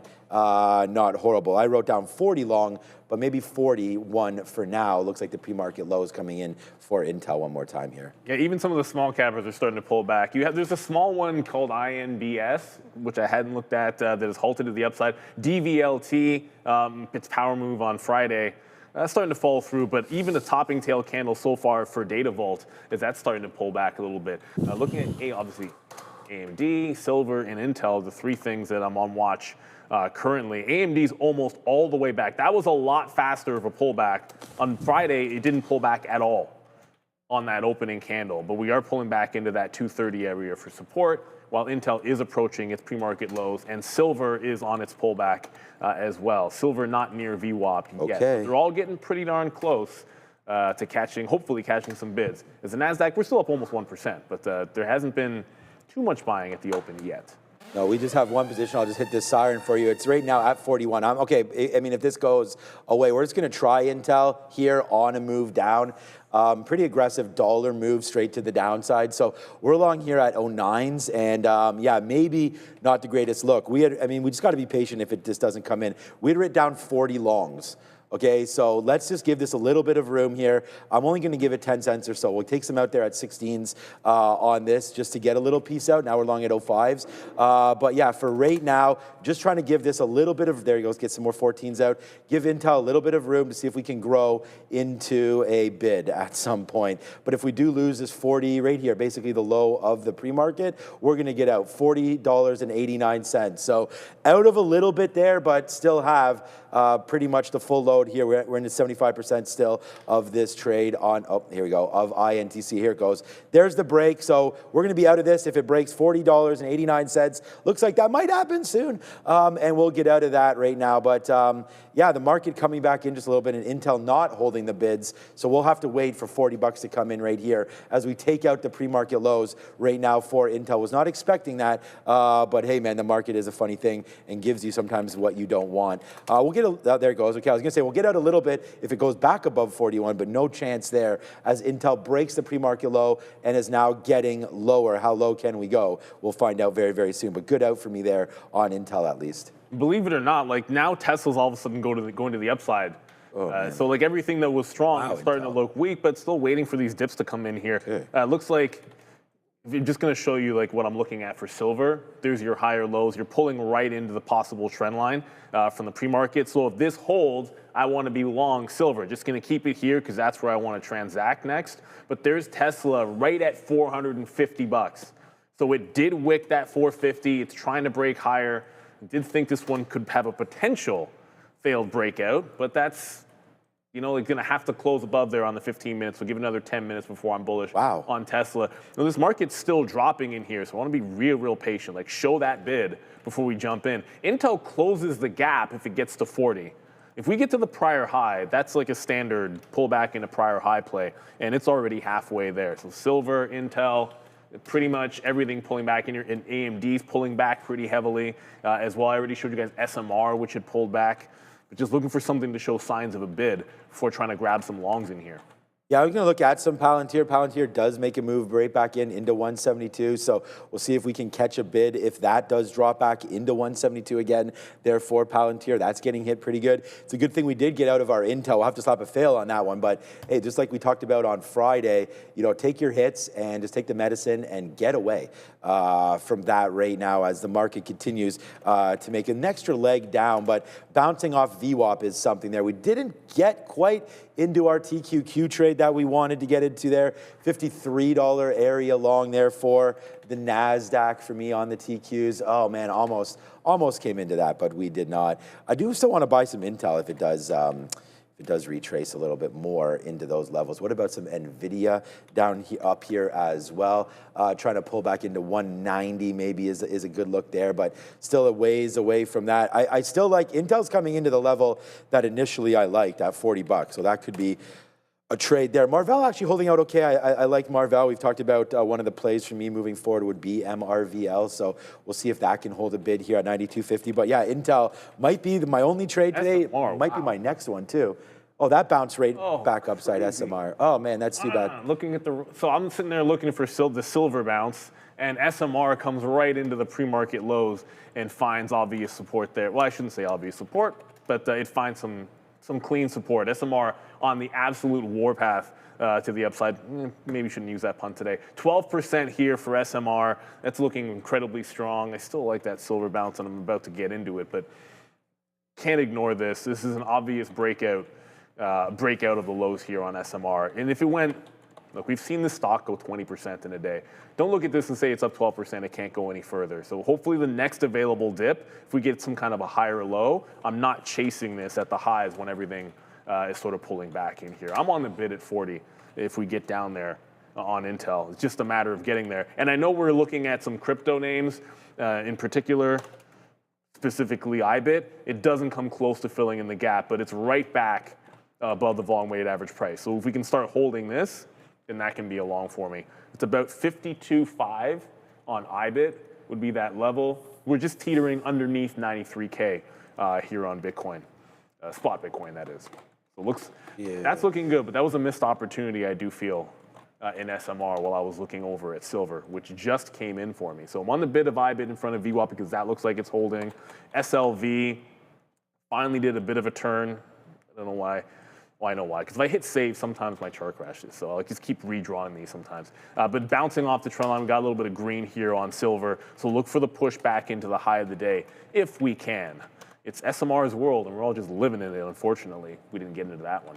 Yeah, no, oh man. You know what else? So I'm into the future, well, I'm into the TQs right now, just against that little wick bottom right into there. We could use our 200 period of 30. But I don't want to get too caught up right now. We're just going to see if we do get a bounce spot opportunity here for the Nasdaq. So we are going to go into that play and just see if we can get some 59s. Maybe we'll take something out there, as that would be VWAP coming into play. Okay, so we get a 59 there. Nice move higher right now, anyways, on the Nasdaq. But still, okay, well, it's a good out because here it comes falling right back down again. Wow. Just trying to wait to see if something's going to happen here. Maybe nothing is, but a name that we talked about early. Okay, here, this one's falling back in again. There goes Palantir. So we're into Palantir and the futures both going southbound right now. But look at SoFi at the day's high right now. So financials, tech getting hit for sure, but it's the financial side of things right now that are trying to go. All right, man, here goes Palantir. I guess I got to look at this one as that's trying to make some moves now. We're long at 05s here. Let's put something out at 24. Oh, we just missed. Okay, we get it. All right, so here goes a little bit of a higher move now for Palantir. We'll take some 20 cents or so, whoopsies, on this one. There we go. The Nasdaq just came out there. So, all right, that's falling down right now. So a couple good outs there, but there goes Palantir starting to rip higher, and we do get our 40 long now on Intel. So we've got Intel long. We've got Palantir looks like it's going to be a winner. Oh, never mind. Yeah, I barely hit 40, but we're only long now at $40 and 10 cents or so. But right now, it's going to be a good trade for me here on Palantir, guys. There goes Palantir. Let's go. Yeah, 670s. Here goes Palantir. Yes, man, we're almost back to Greensville here, just on PLTR, but we need Intel now to start running as well. Maybe the Qs. We can always get back into them, but we did get stopped out there right on the 200 period moving average. No, I was about to say, I'm like, Intel didn't hit. And then I got and then you got it, yeah. I got 40.05s like literally seconds after, and it wasn't even seconds. It was like 1 second after. But a few things have started to bounce. That there's a dollar. Bitcoin just bounced off that higher low. We're going to try to get this one into the high of the day, which will be a break of 93 just happened, so it'll be a little bit higher than 93K, but 52.8. 52.8 half or so. We'll look for the next out. And then we're buying dips into the volume weighted average price. Silver also trying to bounce. And as mentioned, Intel fills in the gap, but this is the one that's the weakest. fills in the gap all the way to prior highs, but it still hasn't put in a green candle. Like everything else has put in some actual bounces, whereas this is just trying to bounce here on Intel. It might be still too early. It's only 9:42. A lot of these opening moves, when it's this heavy, there hasn't even been, like I said, no green candles on Intel just yet, but so far, so good on that bid. IBIT just tagged that high today, so we'll look to buy the next available dip buy into the volume weighted average price one more time. So at least that one working out, although Intel still teetering a bit. Yeah, we've not out of the woods. This one's not out of the woods yet. We've got a big one right there. So I got at least one good idea right there. As we talked about buying some Palantir on the dip, we are now $1.80 now in the money and green on the day now. So that didn't take too long. One good trade making it all back, and then there goes Intel right now as well. See if we can get some 27 fills on INTC. But yeah, man, there it is, back to Greensville right now, and that was just off of just taking small. That's too bad because we should be hella green if we still had this trade on. But just taking small hits and then finding the big ones and really cashing in on this Palantir move right now. Took a decent amount of shares there, so now we're going to get some. I'm waiting at 194 now, or 174, sorry, to see if we can get, I wish 194, see if we get something out. I'll just offer 92s on EdgeX. There it is. We'll take a little bit there. As we're starting to get back upside there. Palantir, come on, man, break through. There it is. Yes, sir, we get that one now. Now, next look, highs, 174.40s. We'll put another bid offer there. See if we can grab that. As yes, sir. There it is, man. Back to Greensville now on the day. So that didn't take too long, but yeah, a couple of trades early. Give me that 38 there on Intel. Good trading so far, man. All we wrote down today on Intel was $40 long. Just should have waited for it. There it comes, nicely cooking there on Intel. And yeah, it's the Palantir show as we go, and we still should be long on the futures, but we are not. MNTS was a nice little runner for many of you there today. The most recent halt is this wow, go futures, go everything. ASTI, yeah, just halted right now on the scanner. That just halted to the upside, ASTI. So there's a big one there. But yeah, too bad that we're out of this skew trade. We literally punched out the bottom. I should have just held it against that 200 period moving average. But you know what? We got refocused, and now we are $2 in the money, and we just got our 40 fill there on Palantir. As we said, we were going to wait for that. Nice move higher. Now we wait for 175. PLTR and Alex Karp, they're on one today. Nice move back. Thankfully, we have that one. But yeah, good banger on there. And I see you got silver and Intel. And Intel's working. We cashed out of about 45% of our Intel. So let's see what happens now. Yeah, I'm at a 3/4 of it. It's really starting to languish a little bit. Look, it's still a couple of green candles, but look, I don't like the look of this topping tail candle. Like our first green candle is not a very bullish one, so I took another leg out when it started to show that weakness. Silver with a nice bounce. Bitcoin already got to the high. Silver was able to hold that trend. Going to look to buy on the trend line as long as it holds and play it into the high of the day. Bitcoin and IBIT continues to break, but okay, that's what we're in. Look at Tesla. 3.5% now to the upside on Tesla. So just to go over some names that we haven't really covered too much for you. Tesla absolutely barnstorming higher, and adjacent to some of this AI trade, let's just say, the strongest AI name on Friday was probably CoreWeave. That's a false break of the high on CoreWeave. So just watch out for this one. It could be a little bit dicey right here for CoreWeave, up 2.5%, but it's pulling back into some prior highs. And we haven't really talked too much about NVDA. NVDA also pulling back and going right down the same way that CoreWeave is. So we talk about Intel because we're in it, but it's pretty much all of these other chip names adjacent are having the same fate as well. That's why I'm not really reloading that one, but we are going to look to see if we can get silver into the high today. Bounce off VWAP to play into the high.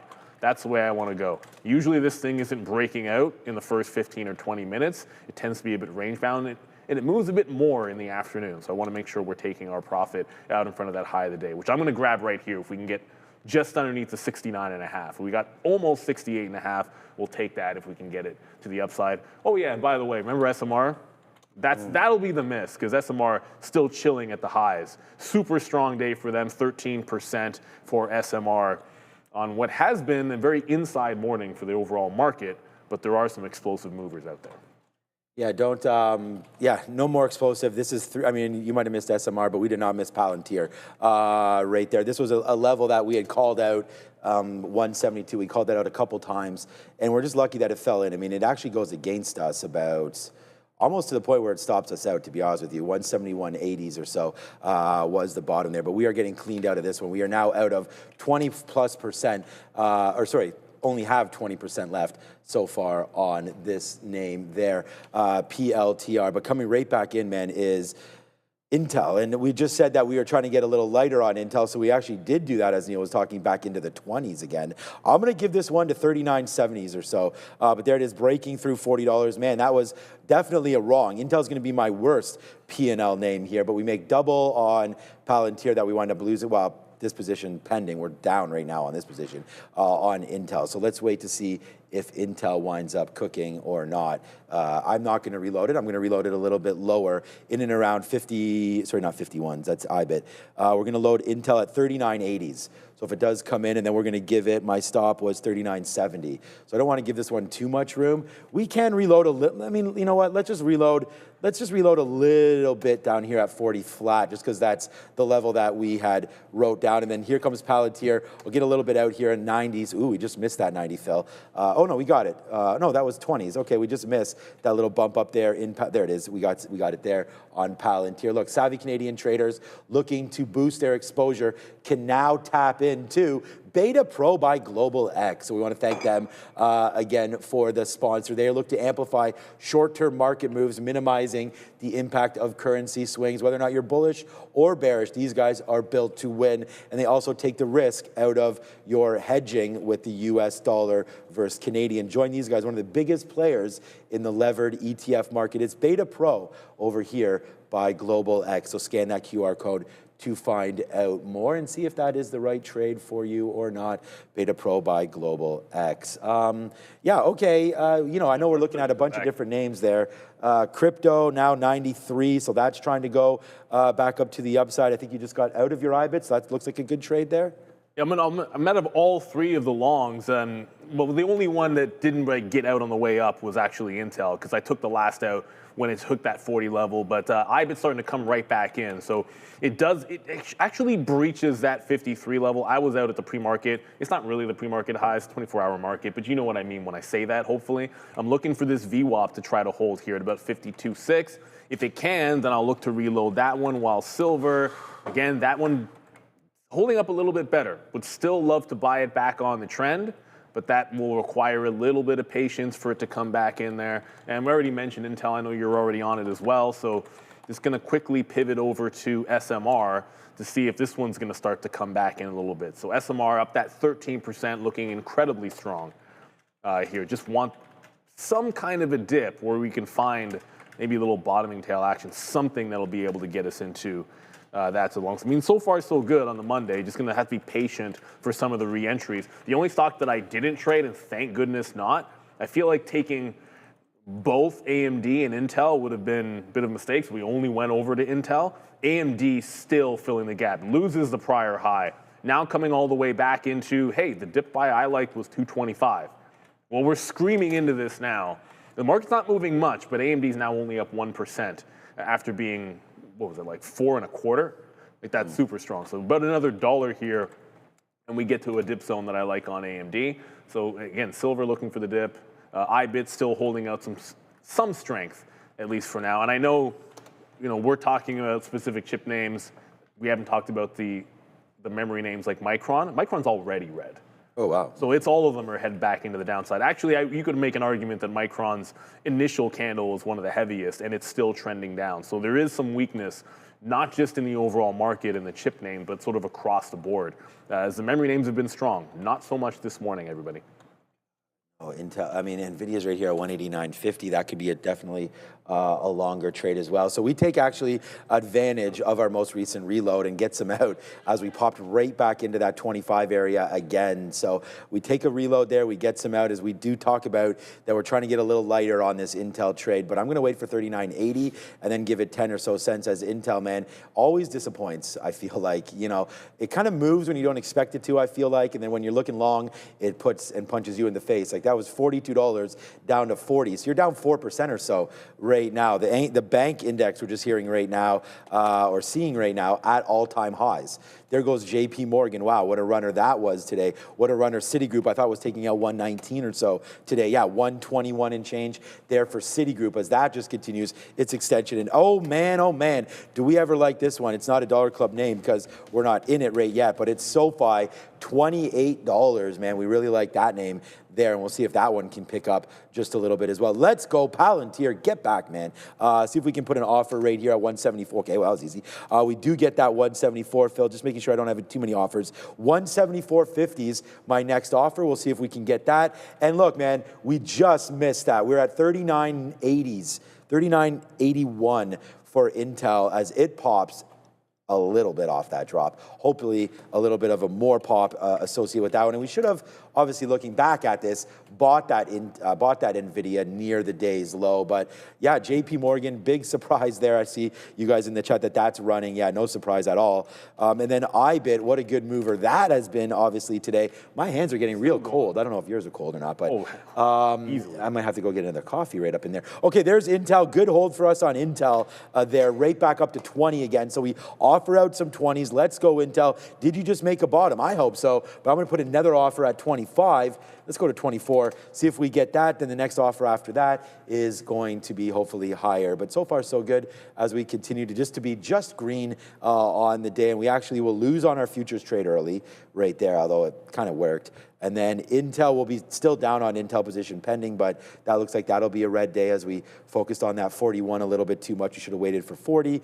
And then Palantir has brought them all back to life for me as that one still trying to go a little bit higher. So 2 for 3, but green to flat on the day. And yeah, maybe we should start looking. Yeah, you're back on IBIT. So what I'll do here is just introduce this, and then we'll have a look at this in a couple of seconds. So this is the sort of our locator that we're trying to find and figure out what you guys want. If you type in the chat TQQs or SLV or whatever you want, you'll get a symbol up here, and that will be something for us to talk about. So Data Vault today up to 1.37, $1.37, up 36%. Good name there. Data Vault has been really moving around. NVIDIA, or did I just see Oracle? Yeah, Oracle there up on the day. Netflix bouncing. It got to $90 at one point. There, I'll pause this. Micron 315. There's Tesla, by the way, broke through 342. 342. 350. Yeah, 450. Yeah, I know. Sorry.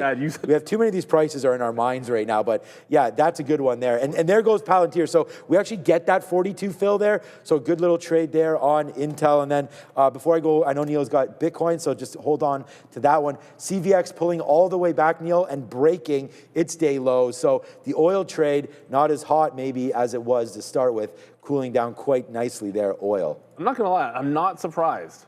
I'm not surprised that the oil move is not as big as people might be expecting. Certainly, just because you have that shock in the gap up doesn't mean you get continuation. It didn't logically make sense that some of those names would continue. We looked at some Halliburton, but even that's not doing anything. But if you look over at crypto, that's really starting to go here. Bitcoin still up that 4%, but that last dip, well, that wasn't much of a dip to get involved in, as you can see the bottoming tail candle that IBIT put in. Yeah, good luck. It absolutely just filled in the gap almost instantaneously. So now I'm trying to buy over that pre-market high if we can get it. Silver has also broken out. It might be, well, I guess it might be AMD up that 225. Like that right now, if I'm not going to get the other two dip buys in the stocks that had already worked, SMR is not dipping at all as that continues to go. That's the only one that I didn't trade. So I might have to go over to an AMD. Intel worked for me. SMR didn't get into. Silver worked. IBIT worked. Still waiting for both of those for another entry here. And if we don't get a little bit of a dip soon in IBIT, not sure. We might have to back off until we get to about 10 o'clock. A lot of times that opening range will set some other things up here. But for now, this market looks, like I said, this Nasdaq, it's not doing a heck of a lot. Like this is basically a chop fest on the futures. Like you've hit the bottom, you've hit the top, you've rejected it, and we're just kind of diddling in the middle. So if it's not trending, if I don't have a trend that I'm joining, like join an uptrend in IBIT, try to jump back in and rejoin the trend here in silver. Like that's what I'm looking at this moment. Without that, I don't want to be punching any highs or shorting any bottoms, not when you have a bit of a choppy market here and everything. Like I said, diddling is just the term I use. With The futures are essentially just caught in the middle of a range, and you don't want to get whipped around too much. When they're in the middle, I don't want to be buying any highs at all. So patience is going to have to be a bit of a virtue here. If we can catch another clean dip like we did on silver, then I'd go ahead with that, or maybe even Bitcoin, just to show you guys a little confirmation here. I like silver, but you could be trading gold, more or less doing the same thing. GLD is going to be trend up as well. You've just got to be focused on whatever's part of your plan. As far as I'm concerned, I want to stick with this one. I don't know about that AMD though. Yeah. I look at AMD, it's at the level, I'm just not seeing any buyers. Every time I look at the tape, it's like it bounces a little bit and then just gets slammed again. So like the sellers are still in control. So it might be at 225 and filling in the gap, but it's not really showing any signs of life yet. Just even a green candle would just be enough to take a shot here on AMD, but I'm gonna be patient with it. No need to just take a hit because I feel like trading something. No, that's 100% right. We don't. I mean, I still think it's still. I know it's relatively freezing in here. I just asked Randy for another coffee so we can reload our hand warmth coming through here. So hopefully he'll be able to come through with that one as well. I literally my fingertips. I think I have a problem with the circulation. I always say it to my wife. It's like my feet are freezing all the time. But okay, so I don't know. But for right now, yeah, I don't have too much coffee left. To see if we can hold on to this one just a little bit. But we did have a little bit of a reload. We didn't get into the very bottom here. So we did take a little bit of Intel there. I still want to try to get that 39.80 or so spot there for Intel. But remember, this market is right now just very, very range bound, as Neil just mentioned. I think it is important that we stick to our plan. So if a stock is not sort of measuring up to it right now, then just don't force anything. There will be some trades to happen at some point, and you got to just wait for them, find them, locate them, and then hit them when they do show up. And I think we were very lucky enough to get, this is a perfect example there, a downside there on PLTR. All right, Data Vault, welcome everybody. Make sure you do hit the like. Oh, we have US ISM manufacturing PMI. We can go to Adara for that very, very soon. But look at Data Vault. I just want to show this to everybody. There's 700,000 shares right there at 130. This name is getting rocked to the downside right now. Data Vault looking like it wants to turn around completely right now. So look at Data Vault, big seller right there. Get the heck out and then get back in if it breaks 130. Might be advice here for DVLT as that looks to turn itself around. Intel as well, trying to bounce off of those levels. We'll be talking more about trading when we get back from Midday. Number time, 10 o'clock. In 17 seconds, we're going to be getting the ISM manufacturing PMI for the month of December. Forecast here, 48.4, prior print, 48.2, so we're expecting a very slight uptick from the previous print for this metric. 47.9, so that is below the forecast 48.4 and the previous print of 48.2. Again, 47.9 here for the ISM manufacturing PMI for the month of December. Market not reacting too much, continuing in this range that we have here in the Qs with higher lows and higher highs. Though again, we are far from that initial wick high that we made on the day around 620s. Let's talk about NVDA. I think the whole AI space on watch. Intel, NVIDIA, AMD, all three of these companies set to be represented at the CES 2026 Media Day today. But NVIDIA also getting a bit of a headline around 9 a.m. from the information suggesting that their ambitions to solve manufacturing, quote unquote, are right now showing slow returns. Another sector beyond AI that's absolutely going to be on watch is going to be oil. Chevron specifically. They are currently the only major American producer that still operates in Venezuela. And of course, Venezuela on watch here after the Trump administration getting involved here with President Trump himself saying that U.S. oil companies are going to be investing in Venezuela's oil industry. Other sectors on watch beyond oil and AI also include crypto, with Bitcoin, of course, trying to continue its, now I guess we're poised to have a 5-day winning streak right now for BTC. Now, before we send you back to Sean and Neil, we're going to take a moment to thank our friends at Oragenics. There are millions of concussions but zero approved therapies. Oragenics, OGEN on the NYSE, is advancing a new standard with its intranasal brain-first approach to concussion treatment. With an $8.9 billion market on the horizon, Oragenics is positioned to drive what comes next. See what's ahead, book a meeting today. Back to Neil and Sean, just a reminder as well that ISM PMI data 47.9 versus 48.4 expected did come in lower than expectation. Back to you. All right, so thank you, Adara. Yeah, I mean, the market didn't really like it, but they didn't hate it either. But look at Intel. I took another shot right there where we said we would, and yeah, it fell through. So we have to hit another fail right there, putting me red right now on the day because we tried it again on Intel. 270 now in the money, though, on the TQQs. Intel, we might have got stopped out at near the bottom. There again, thank you so much, Randy, for the coffees. We were just saying how cold it feels like it is in here, but maybe it is just us. All right, so I'm gonna get in another piece there as, yeah, this just continued to run higher, and that is Palantir. All right, maybe it doesn't wanna give me those outs, so we'll take a 40 and we'll wait for 50s, but yeah, lower takes here on the market in general, especially in the chip space. That's the only name that's hit me today has been Intel. And it was on here, man. We had Intel and IBIT. We lost our position board, but we'll get it back in a minute. I just got to get a fill. AMD has gone like nuclear to the downside. Yeah, well, look at, I mean, all these names. There we go. It should be back here. Yeah, there's one green candle since the open on AMD, and that 225, I mean, thank goodness, didn't try. I'm trying to dip by in Bitcoin. We'll see. Or IBIT. Man, whatever, Bitcoin. We'll see how that one goes. But it's looking really, really bad here for AMD, and that's despite the fact the Nasdaq is bouncing. Look, we're making a hold VWAP as we speak. So like the Nasdaq is trying to bounce here. It's just a matter of finding some of that strength. So while Adara was giving us the number, not that I expected it would move the IBIT, we held trend and broke it, then kind of regained the trend again. So I hop back in, just see the higher lows. You guys can imagine it there. I'm drawing my trend line. Sometimes it's crashing my chart. So I'm going to try and limit some of that. But we're still making some higher lows. I did hop back in. We'll try to take the high. I still think there's plenty of room here in Bitcoin. But I just want to show this daily chart on IBIT. See that top up there? No matter what happens, if we get up to like another 1 to 1.5%, then I think it's a fade on Bitcoin. But for now, we're back into the long. Silver. Again, you're actually seeing some real strength here, like silver breaking through the high as we speak. It didn't really give too much of a dip, but I don't want to buy too many things on small dips near the high of the day, so just want to be a little bit careful with this. I do want to jump back in if we get a chance. I don't want to stick that fork necessarily in Intel, because there is one other place that I could look for a bounce, and that's its prior close. So it filled in the gap. That was a bit of a bounce spot. Then the next logical place would be the close price at 39.3. I guess it's closer to 39.4, or maybe even like a trend break. So if it can break trend, that's one way to get in. The other one would be to just wait for that absolute low. Right now, just back into IBIT, tracking some other names for you guys. Tesla, and right back into the high. So this, I mean, there's plenty of strength in the market if you're just looking away from the chips, right? Like 3.5% here for Tesla, and absolutely rocking to the upside. As you already mentioned, some of the financial names looking good. Yeah. SoFi, bye-bye SoFi, 3.7%. Bye-bye. Yeah, this one, SoFi this would be the turn on SoFi. It's been waiting for this for a while. Go.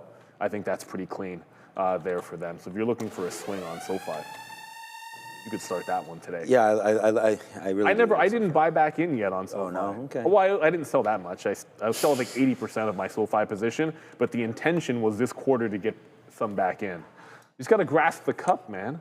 I've been grasping the cup. I've been grasping from Randy. Trust me, I've been grasping this cup. Yeah, Joey Ops over there having a great time. I can't wait to see Joey Chills on the midday show here today with Obi. But we do have a new position, and that was NVIDIA off 190. So we take out some at 190.25s. Just trying to hold on to this for a longer trade. I actually like this trade for a longer bid. We're gonna actually just hold on to the I only got it at 10% there at 190.25. I'm trying to hold until we get into the low of the day. I do want to buy some more if we can get into 189. So right there, 189.75 or so is my next bid opportunity there. I am willing to go long on Intel again, by the way. If that does come in, let's go Palantir. Let's go NVIDIA for now. My Intel trade is a break of 40. If we break 40, I'm going long again.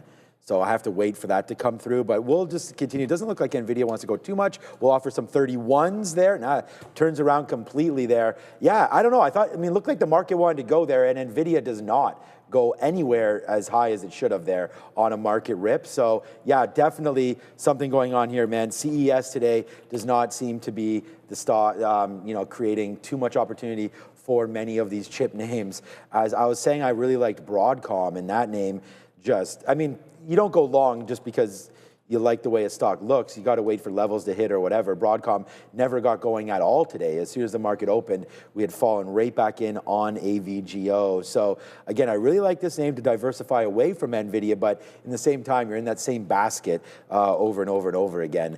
If you're looking at chip names, it never stops, right? There's so many different opportunities. Gold up 3%, so that continues to go a little bit higher here as, you know, a flight to safety potentially as the world's got a little more complicated over the weekend, needless to say. And then SLV as well, up 6% near the day's high, looking to break out through $70 again on silver. We got as high as 72 or change on SLV as spot silver, so up 5.5% there today as that continues. It's getting really ugly for some of the oil names. Oh, is it? Yeah, CVX is, it's still not green, or still green, right? Well, yeah. Trying to turn though? The CVX is up 2%, but there hasn't been much bounce. This actually is trying to fill in the gap. Remember, we're sort of saying maybe look elsewhere. This couldn't even hold the prior high. Thank goodness we didn't get involved in this. I think I think I almost have to look at this 158. That seems a little bit too far. I get it that maybe there shouldn't have been that much follow through, but come on. This is going to give up this much of the move. I like the 158. I might give that a bit of a look. I thought Halliburton would be a better opportunity to try and catch some kind of a dip, and this won't even attempt to break the trend. Like every time I looked over, I'm like, ooh, Halliburton looks like it could start to break out.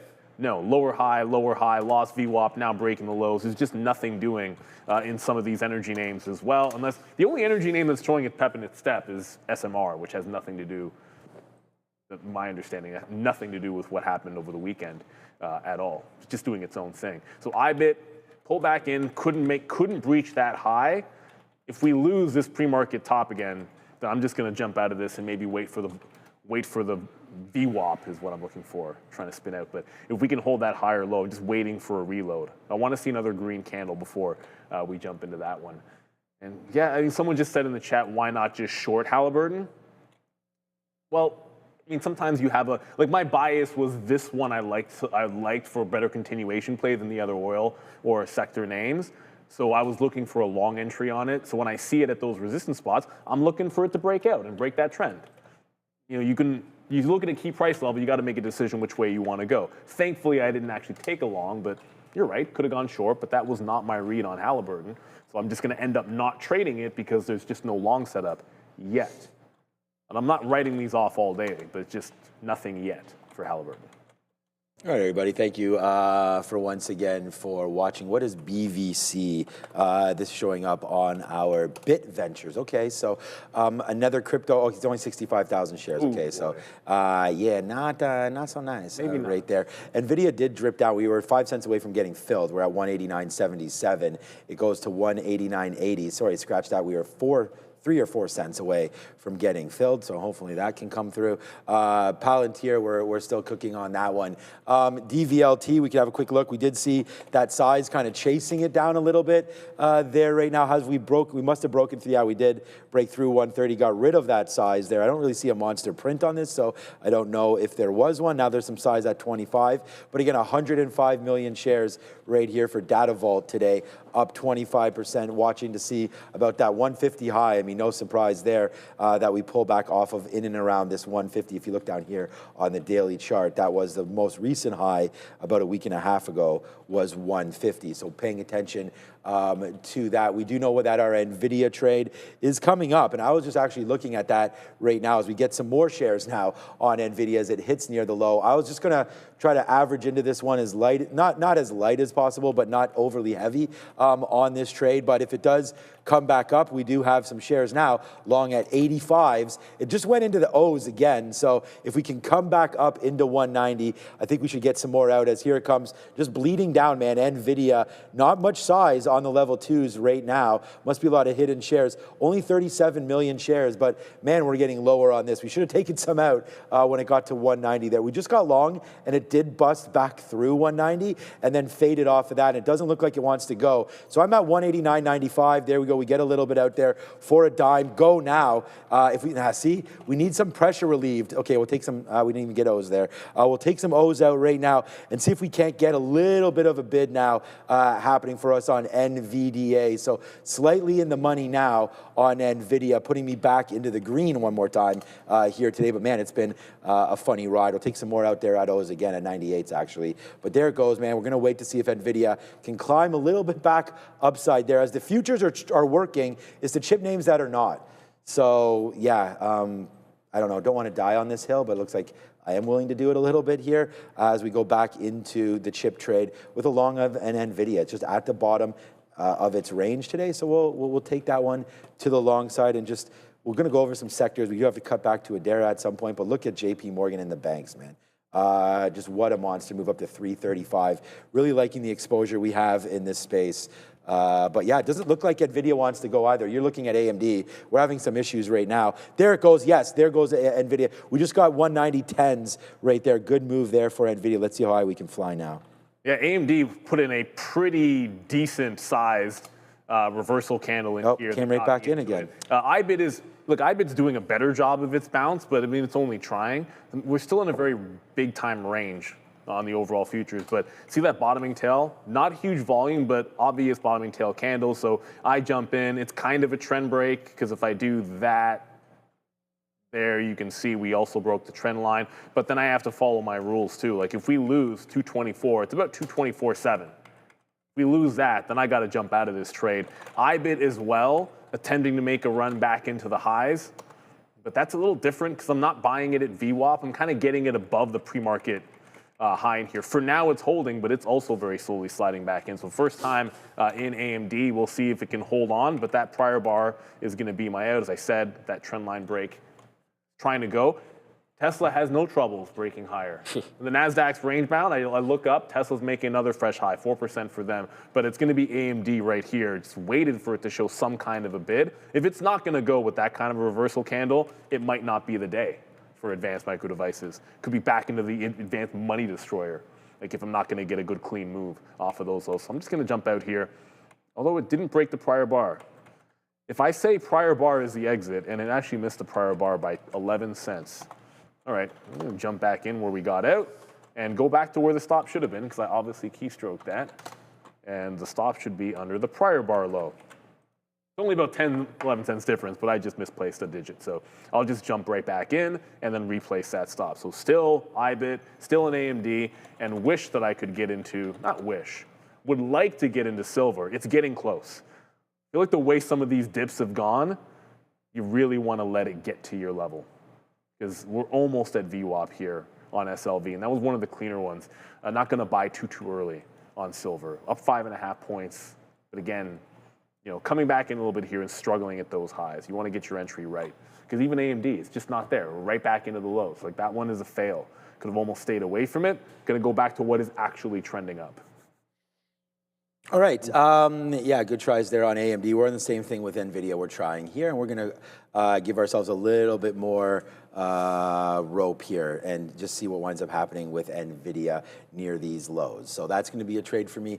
All right, Google CVX. Yo, what's up, Notorious Dinkelberg? You want to look over there? We just talked a little bit about CVX giving it all back, but bouncing off of 160 again. So that could be a good little level there. If you just sort of think about, you know, you're looking for catalysts in this space, and obviously we have one today with Venezuela, and we know that Chevron's the operator over there, so we did have a nice bump up of 7% or so at the highs for CVX, but then it just came right back in right there. And oil is actually part of the story today too, as we go CL, and then we go over to the February contract rate here, and we see that oil had a move up to 58, pulling back to 57.50, and now kind of leveling off, still up that 1+% or so on oil. And then we had nat gas with Boyle really got hit to the downside today, and that's still going down 13 and change percentage points now there for Boyle. Yeah, the Palantir trade is still working. We just got another piece out of Palantir, though, at 174. Just trying to let that one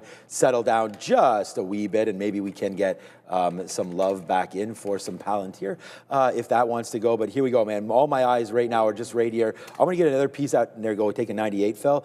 Here it goes. We'll see if we can get this now. I'm waiting at I'm going to cancel this 190.15 and just put an order right now at 10s. There it is. So we get our 190.15. Let's go, man. We stuck with NVIDIA. Now let's see if it can climb higher. My number one P&L stock on the day is Palantir. But right now, NVIDIA making a move and saying, what about me right now for NVIDIA as it climbs through some highs here. We're waiting at 190.50, see if we can get that. But there goes NVIDIA, man. We waited. We were very, very patient. Now we're right back into these highs again of the range. I mean, you're nowhere near the highs of the day. That'd be pretty sweet if we got back into there. But let's see if NVIDIA finally catches a little bit of a bid now. 190.30, some decent highs. So let's offer something out right now again at 19s or 17s, and then we'll see if we can, I don't know why we did 17 there. We'll see if we can get some of that, and then we'll see about a higher move now for NVDA. We just actually got out of only holding half of our position in this name now, but there it goes. Let's just wait to see if it can get going. Yeah, a little excited there because I thought NVIDIA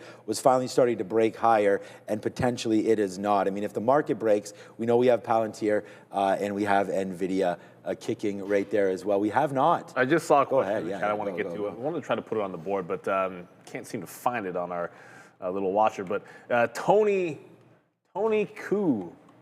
The official Tony Koo. Yeah. Guys, when there is a red or green arrow, does that mean entry or exit? So yeah, so I'll quickly, it's actually pretty simple. Every green arrow just means a buy, no matter what. But if you see it on, like, if I go green and then red, then I'm long, and the exit of a long position would be a red down arrow.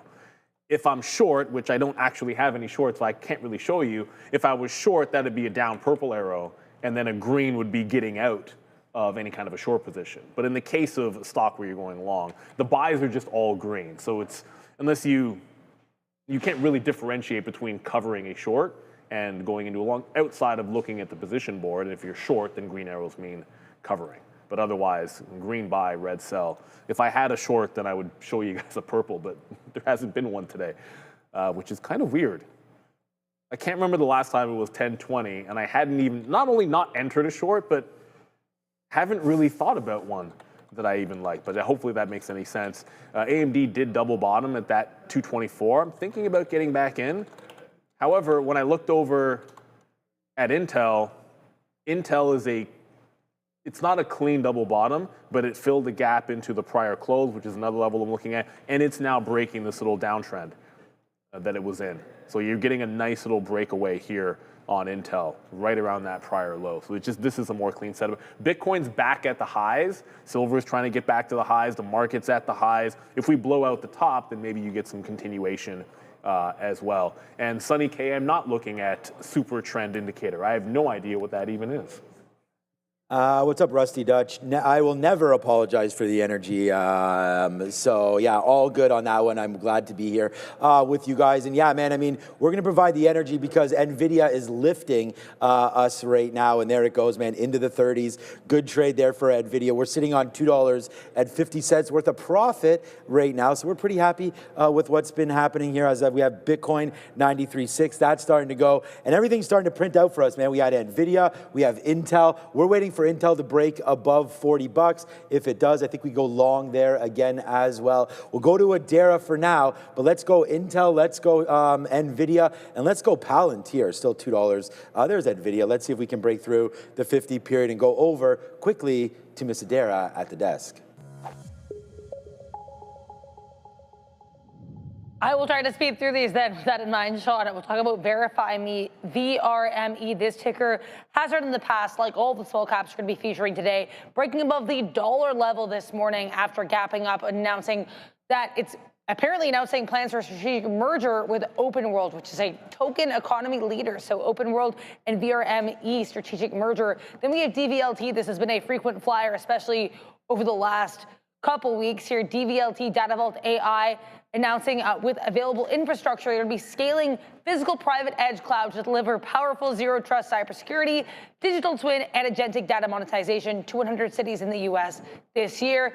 A lot of buzzwords here for DVLT. Last but not least, your Momentous AI, sorry, just Momentous here. MNTS, this name again has rallied in the past.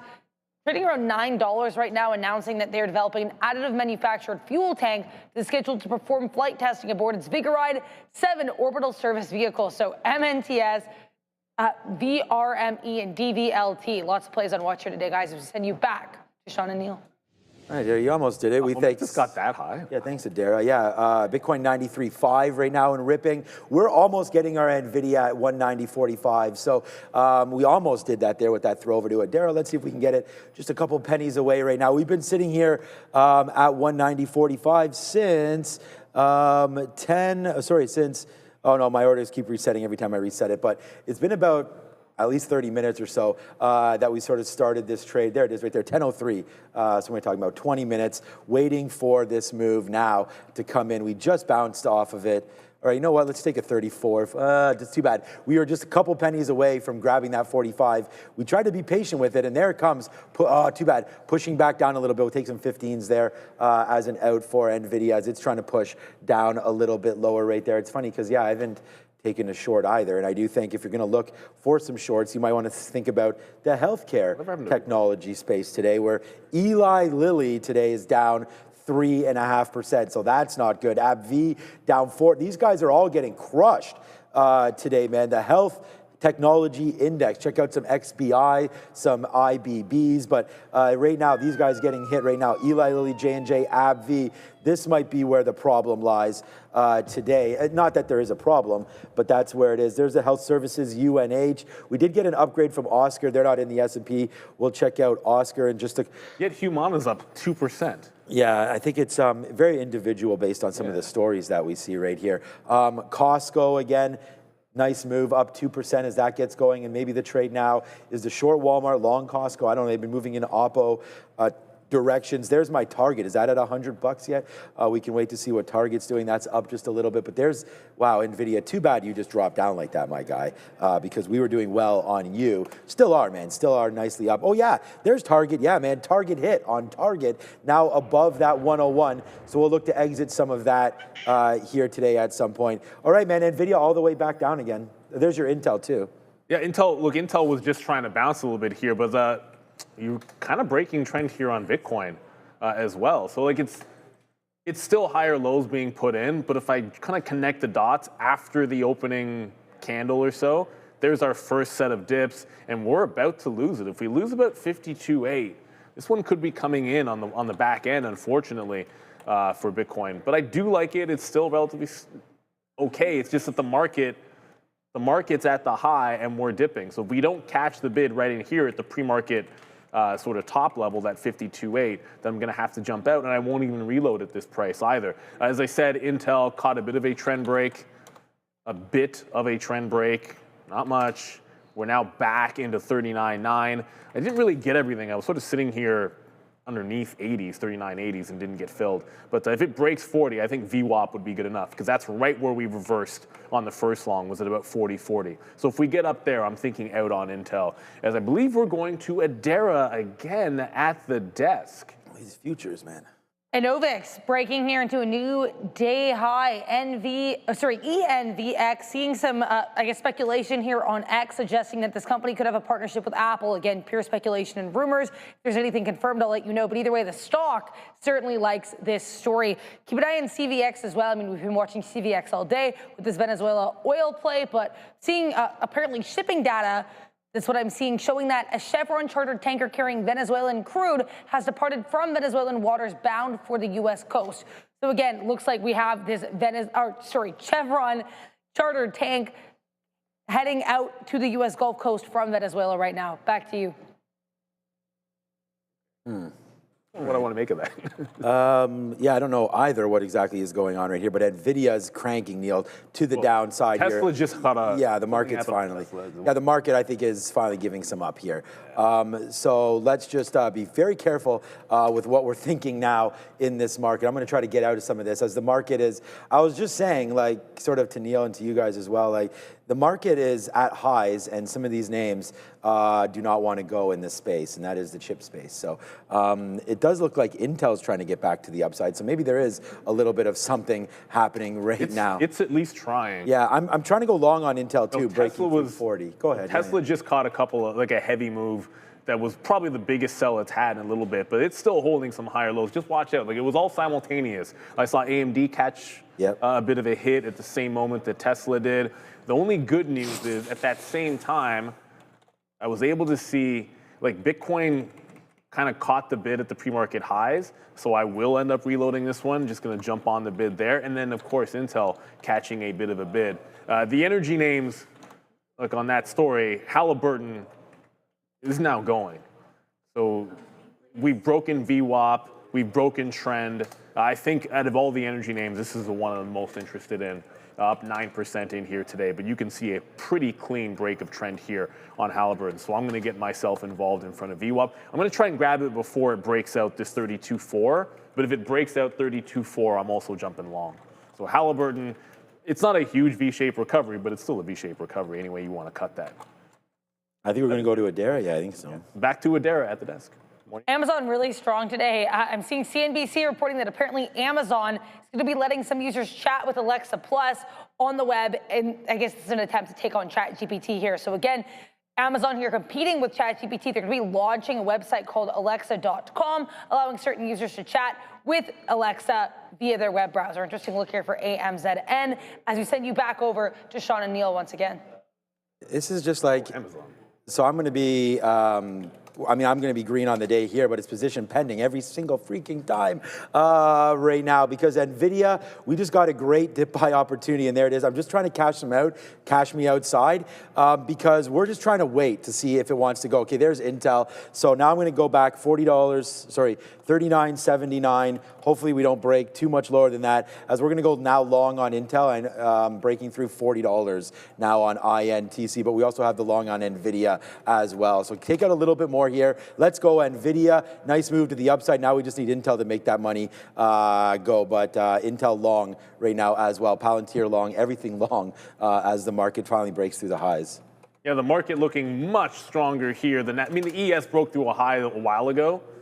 Not a while ago, but before the Nasdaq. But the Nasdaq now just pressing through those tops. You're seeing the energy names start to come back the upside. I'm trying to get into Halliburton, but even if you look over at load CVX, like, look at that nice bounce. It did fill in some of the gap, not all of the gap, and right back into the volume weighted average price. So we are catching the bounce that we're looking for. Was able to get that reload in IBIT as well as that continues to put in higher lows. Really, like, Bitcoin's just chilling between 93 and 94K at this point, and ETH is doing pretty well for those that are interested. 31.6 there on ETH.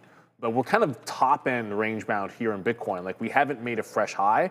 We're just bouncing off that pre-market top and sitting inside of a range. So we want to scalp inside of the range until proven otherwise. But the strength has come right back into the market. Now you're starting to see,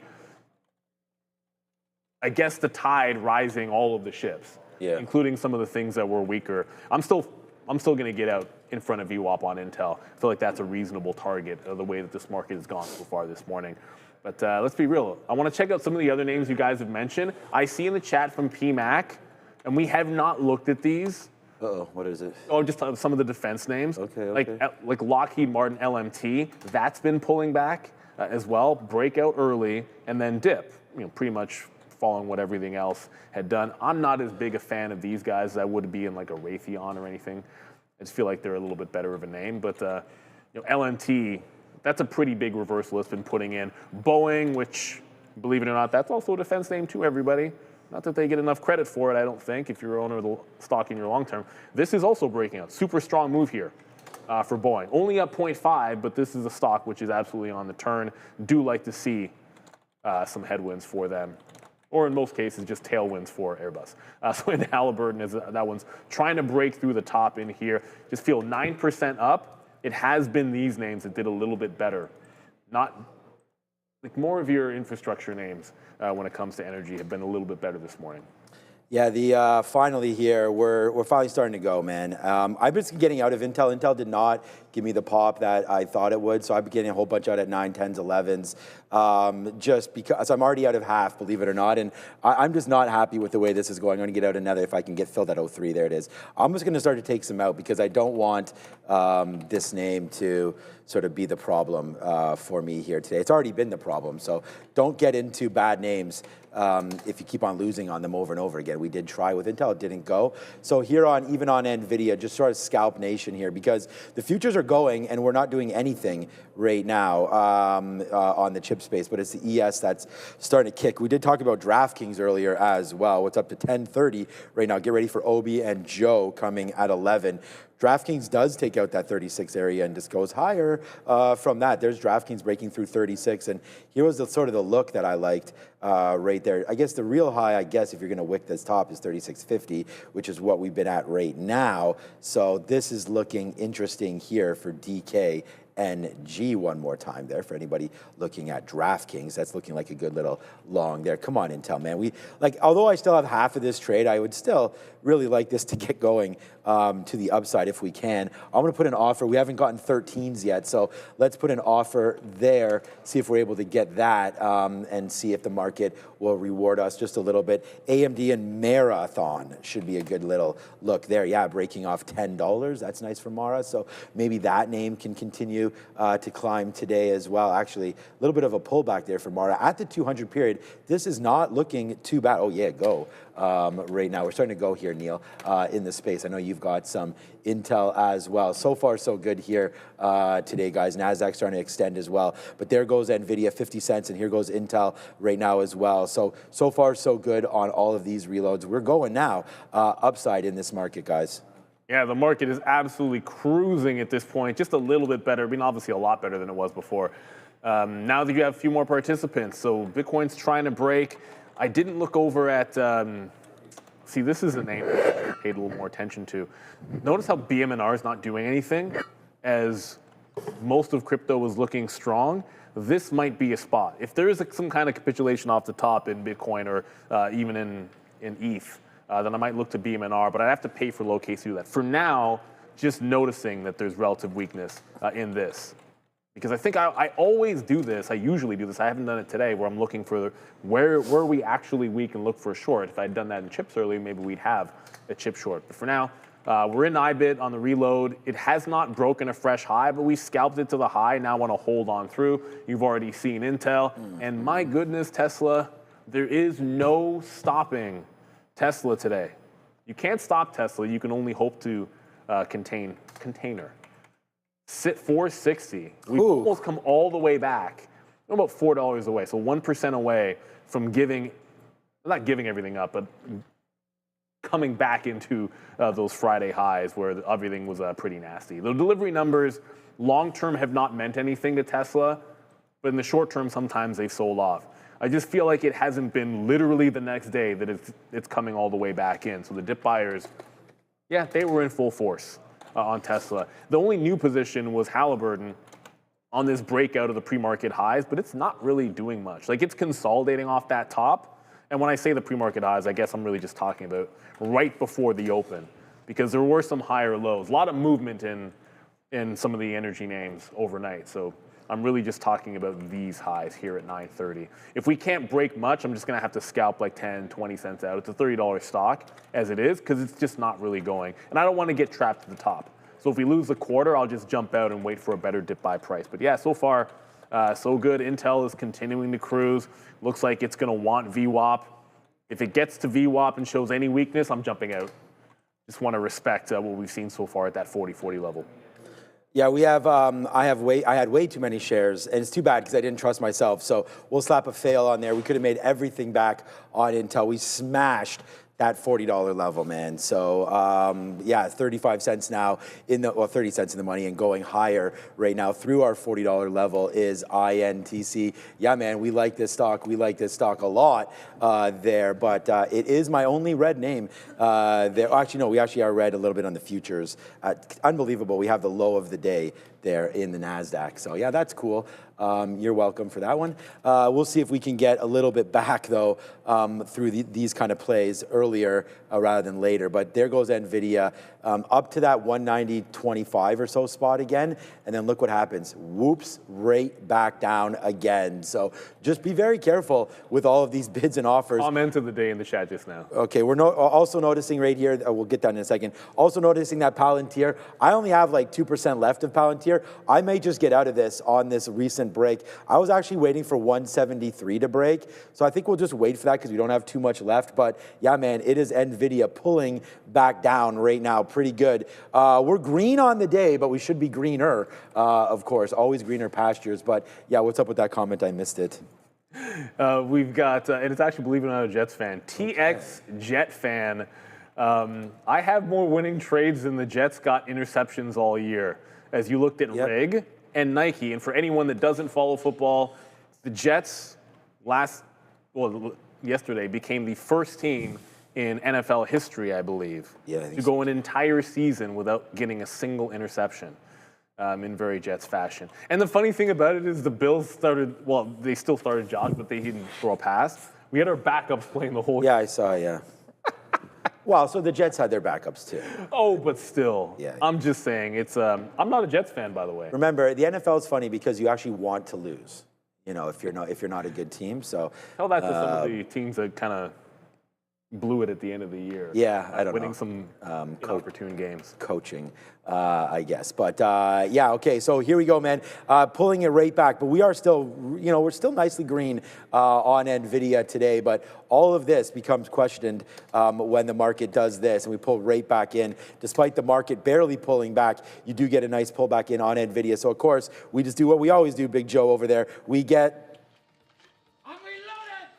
down there, and we just keep on trusting the process. That's all you can do, right? Trust the process over and over again, and then at the end of the day, you just looking to make yourself green. So we're green. I'm green on the day here, and I don't know where we're going to go, but so far, so good on that. And yeah, the oil names.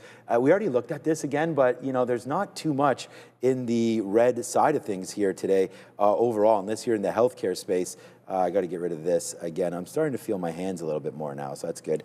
But Tesla, Amazon, Meta, it's the financials is what we didn't actually go over too much. Now NVIDIA, it's funny because Intel is an absolute smoke show right now. We're loving Intel, but it's NVIDIA that's the one that's falling. Look at Goldman, man. I mean, wow. I own Goldman and JP Morgan in the space and some Capital One, not as much as that as I should. But Goldman 5% today, JP Morgan 3.25% as well. So I got to get over to here because, again, I do have some shares that I need to attend to now on NVIDIA as we just get a little bit of a reload down there again on NVDA. So, yeah, we'll wait for 75s. If we get those, great.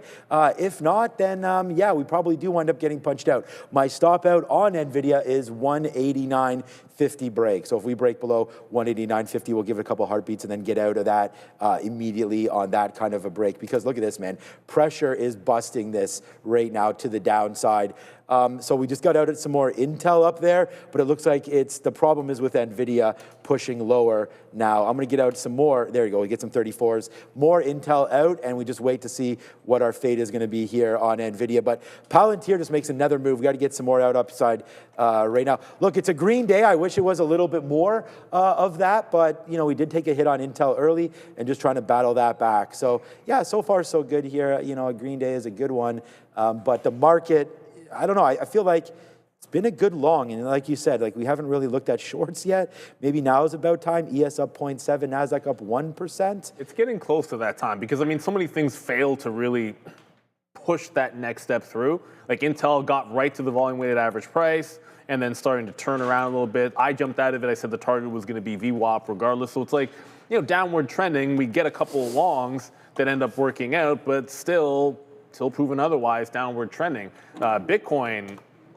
again, just like initially, yeah, good long, but we're really not busting through these highs anywhere that I can see. So it's not terribly crazy. And even Halliburton, open the pod bay doors, Hal, as this one, you know, it gets up to the $0.50, but we kind of join this consolidation and it's just not moving as much. So I'm going to go into scalp mode in here.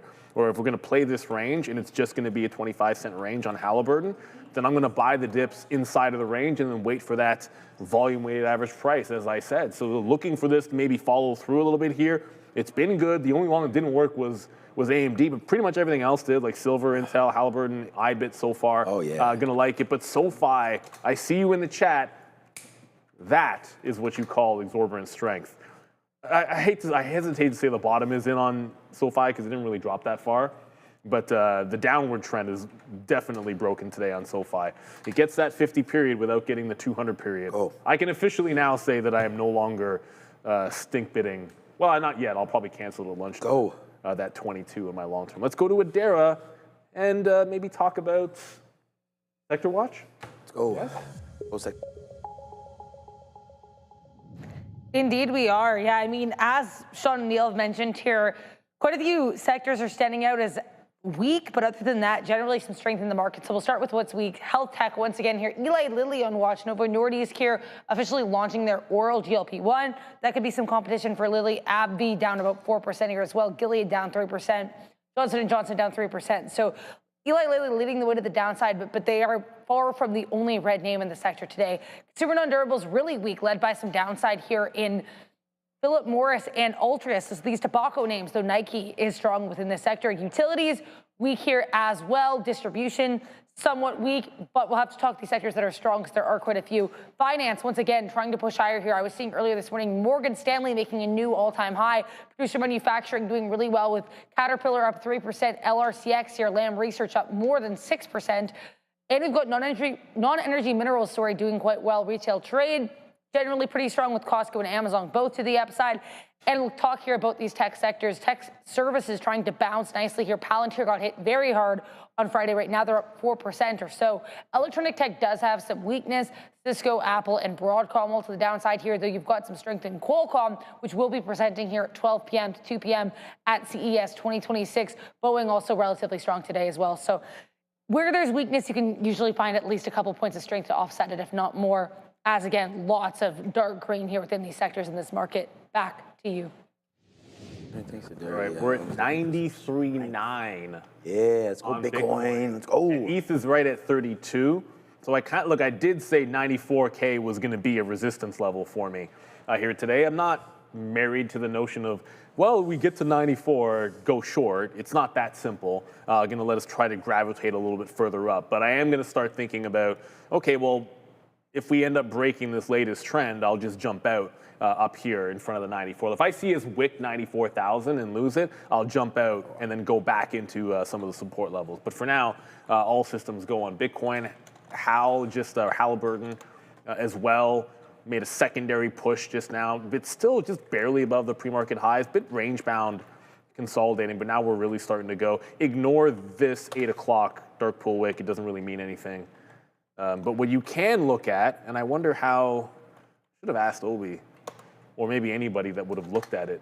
But if you look at the blue ocean, there was some serious activity, but most of it sell. And I wonder if that wasn't a bit of a sign, because we gapped up for obvious reasons, and then all you did is start selling back off again. You had some pretty significant resistance here around the 33 level. So when I look at that, and then juxtapose it with what's happening here, that 33, if it was resistance in the after hours, then I want to respect it here. There's nothing else to look at. Like there's nothing on the daily chart up here that's going to give you any sign. But this was trading on some volume in the aftermarket, or not the aftermarket. I should call it into the overnight market is what I should say. And the overnight market, and that 33 was a bit of a wall. So if we get up there, I'm going to take the profit and run on Halliburton. All right, well, there it is, man. We took the profit and ran on NVIDIA because NVIDIA right now coming in like a plane crash right now. Finally takes out that bottom. So we get stopped out, but not after putting some of that cash in our pocket. So NVIDIA, good trading for sure there on NVDA. But yeah, breaking lowers. We sort of sniffed that one out earlier, and we should have sniffed it out enough to just not reload it. But that's okay. We didn't do anything to put ourselves red on the stock. So it's actually a pretty good P&L number there for me today on NVIDIA. So we'll see what that's doing. And then we did get close to 175, so we get out again there on Palantir. We're just getting lighter and lighter on this name. I might just drop it all out right now on PLTR. So that could be a trade there. NVIDIA and Intel both moving around. But let's look at something else. Micron today as well could get looked at. So we'll have a quick little peek here on MU. Up still, but did get hit early. Wow, that fell down about $15 or so. I got into 311 there off of 326. So a nice little move down for Micron. Now trying to get its bearings and head back up there to the upside There goes Micron, Advanced Micro Devices, Palantir. We're already on all of those. Let's check out what Netflix is doing as Netflix and Warner Brothers get heated up a little bit here to see where this name eventually is going to be going. Right now, Netflix, $90, good bounce off of that. We're just hearing that Halliburton right now hitting new highs, so that continues to go there as well. So congratulations on the Halliburton trade for anybody that's on HAL right now. Sometimes easiest trades just continue to be that, right? I mean, we talked about Halliburton early and didn't really look at it. There it goes. Nice move there to the upside on HAL. Stopped out on NVIDIA, waiting for some more there. SoFi is just an absolute monster. Look, I'm glad, I know Neil's in IBIT, which was good, but it was the number one idea today was IBIT, and just didn't get into any levels for me. But there goes SoFi, 27.50 opens up near and around there, up to $29. So that name just makes back everything that it did basically all in December. We had a nice downside trend into December there. SoFi is a name that I've been buying on dip, so we're really happy with the way that's performing there today. And one name that we haven't been looking at all is Marvell today. All right, I thought it was going to be worse than this, but still up 3% as it's trying to hold out. I don't know if we just got stopped out at the bottom there of NVIDIA, but we might have just made it again, 189.30 or so for NVDA. Still happy with our Intel position, but it's NVIDIA maybe that, a little bit of seller's remorse. That's coming right back upside again, so we'll have to wait to see, but it has been weak against the market there, so I'm not displeased with getting out of some of the NVIDIA there. It's still up on it, still my number 2 P&L name, but yeah, Intel, down on Intel, well, hugely up on Palantir, up on NVIDIA, and flat on the futures. So up on the day, but just nothing, not even making a day's goal yet, but up, and we'll figure out what's going on with NVIDIA and everything now. I just want to look for short in something. Maybe we can find that. Yeah, I haven't found a short I like, but both the last two longs just got the target, so I'm going to jump quickly. I'm going to jump out of them for now. Halliburton got to about 32.8 before finding some resistance. Look, and actually, this is a bit of you at real trading. When you look at those 8 a.m. Candles, where you get these crazy dark pool and these crazy wicks, a lot of that is actually showing you some of the range of the overnight market. Now, it's worth double checking to make sure that it's true, but every time it lines up where you have resistance on that 8 a.m. candle, and then you can go to the blue ocean chart and it'll show you resistance there, we tag it, just gonna jump out of the trade. And then the same thing with, not the same thing, but a similar thing with IBIT. We basically tagged 93.9 something, like really, really close to 94, and then caught a bit of a curl. So like so far, I mean, most of the longs, the only long that didn't work for me is going to be AMD, but the other 4 did, and AMD still looks like trash. So I'm kind of glad we didn't go back into this one. It's not really doing much of anything. It didn't go red, but it's not really holding out as well as the others. Like, I mean, this is a difference. Like Intel, it gave you legitimate bounce plays. It goes into VWAP here. The first bounce gave you almost a full % move. And that's the reality. Like AMD, just not the one here today. So not gonna fight it. SMR, it's choppy, but still incredibly strong. Just never really found the way into SMR, but that's okay. I mean, you can't always get them all. We're able to get enough longs today that we're looking pretty good. Who's over there, Andre? We're hearing that Neil's mic people complain. Yeah, I'll try to figure that out. Sometimes it's just like static electricity, and not much I can do. All right, it's all good. Yeah, we're gonna go to Adair in a second here. Palantir, I'm just gonna get out of this one as it's kind of dancing around. We're gonna get out of Palantir if it breaks back down below 173.80. That is your VWAP area there. I just want to update that. Let's go over to Adara. It's Money Talks. Indeed it is. Let's take a look here at the US dollar.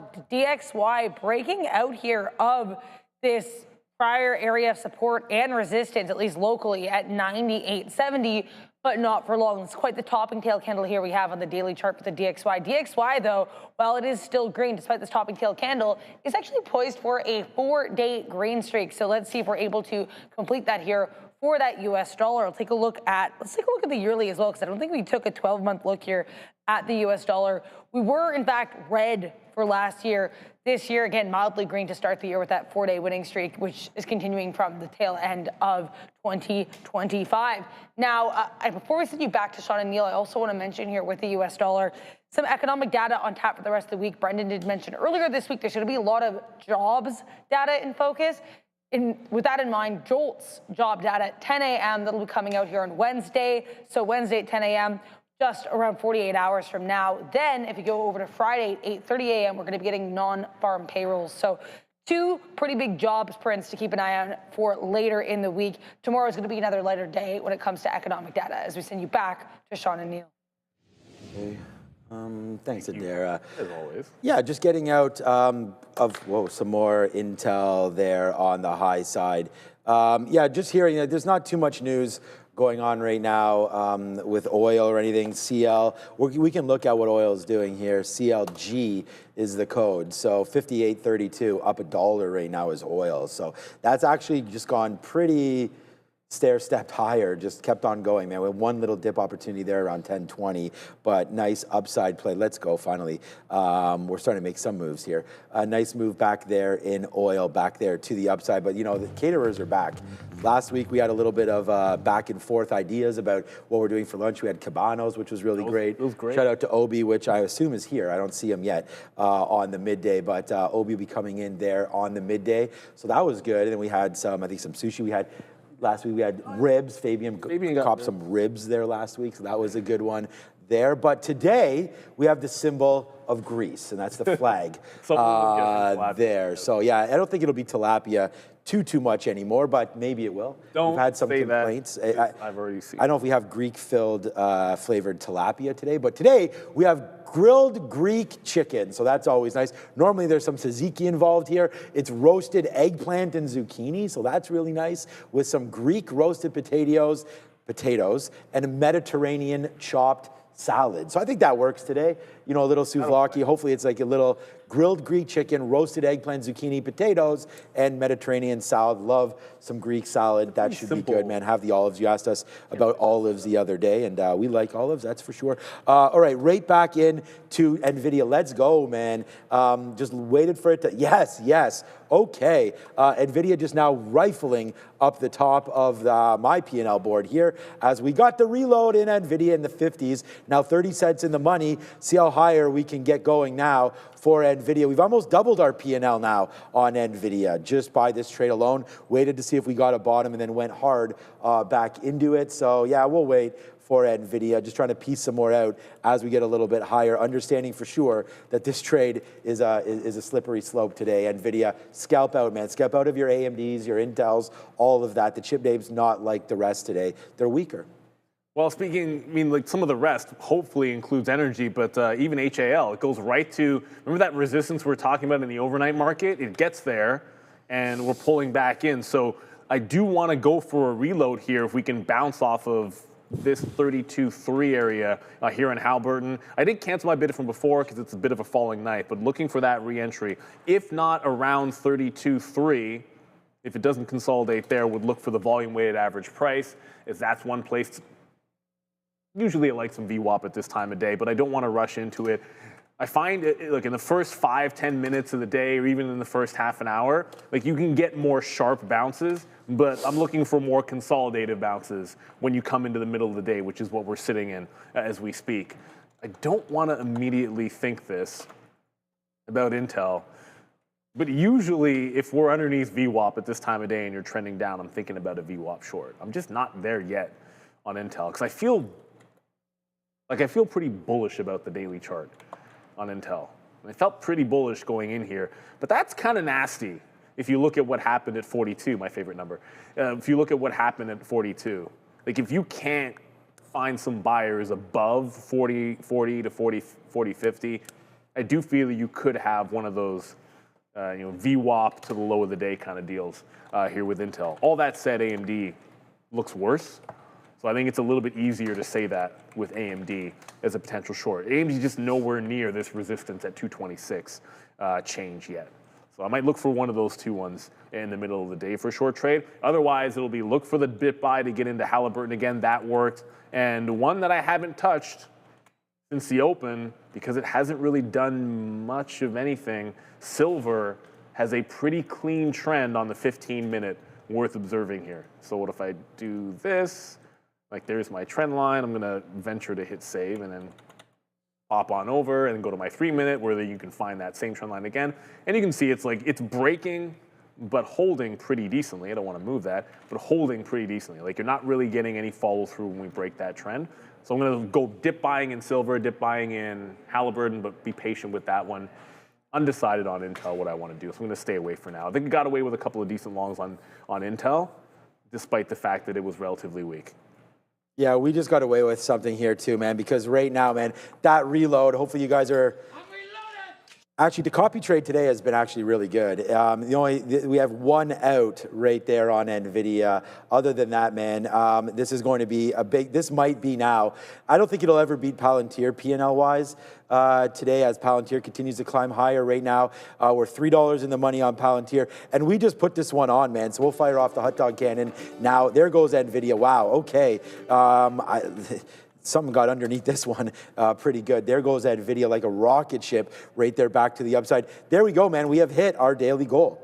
So, yeah, we reloaded it, and now it is. There it is. So our deal, finally, man, it took us all day to hit this. And, you know, I'm not necessarily trying to hit goals. I just want to make sure that, you know, if we do put on the right amount of shares and the right positions, that we do have an opportunity to do this. And so there it goes. Nice day there today as we're going to go green, obviously, to the upside there. Roblox is a name that we haven't talked about too much. Don't want to get too much involved in this until we break $100 again. Roblox has been straight downside pressure there. And it came up in the chat, so I wanted to address it. Yeah, it looks like we could be getting a little bit of an area of sort of support here. We've wicked down into 80 or I guess it's 80, yeah, 78s or so a couple times. So we'll have to wait to see if 78 winds up holding there for Roblox. But yeah, a take of 100 gets us to that 200 period moving average. So yeah, there goes Roblox.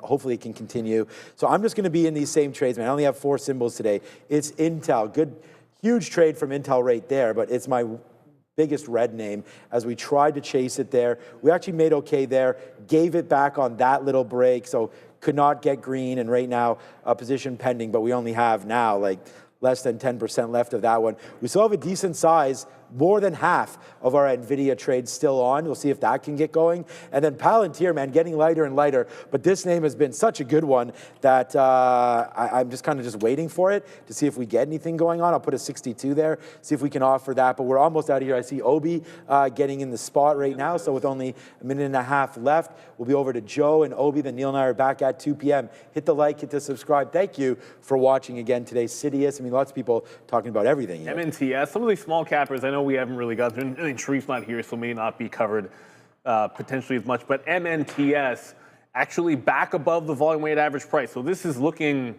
well, I mean, it's looking better than it was before. Like this was actually looking like it was going to be pretty nasty on MNTS off the open when it made its high at a basically like 935, which if you ever make your high at 935 on a small capper, that's not going to be a good thing. But it's back above VWAP here and a potential to break back above the $10 level on MNTS. This, I just want to, for me, the reason why I personally am not a huge fan, I don't like reverse split. Like here's your reverse split, there's the high, and then it goes trend down.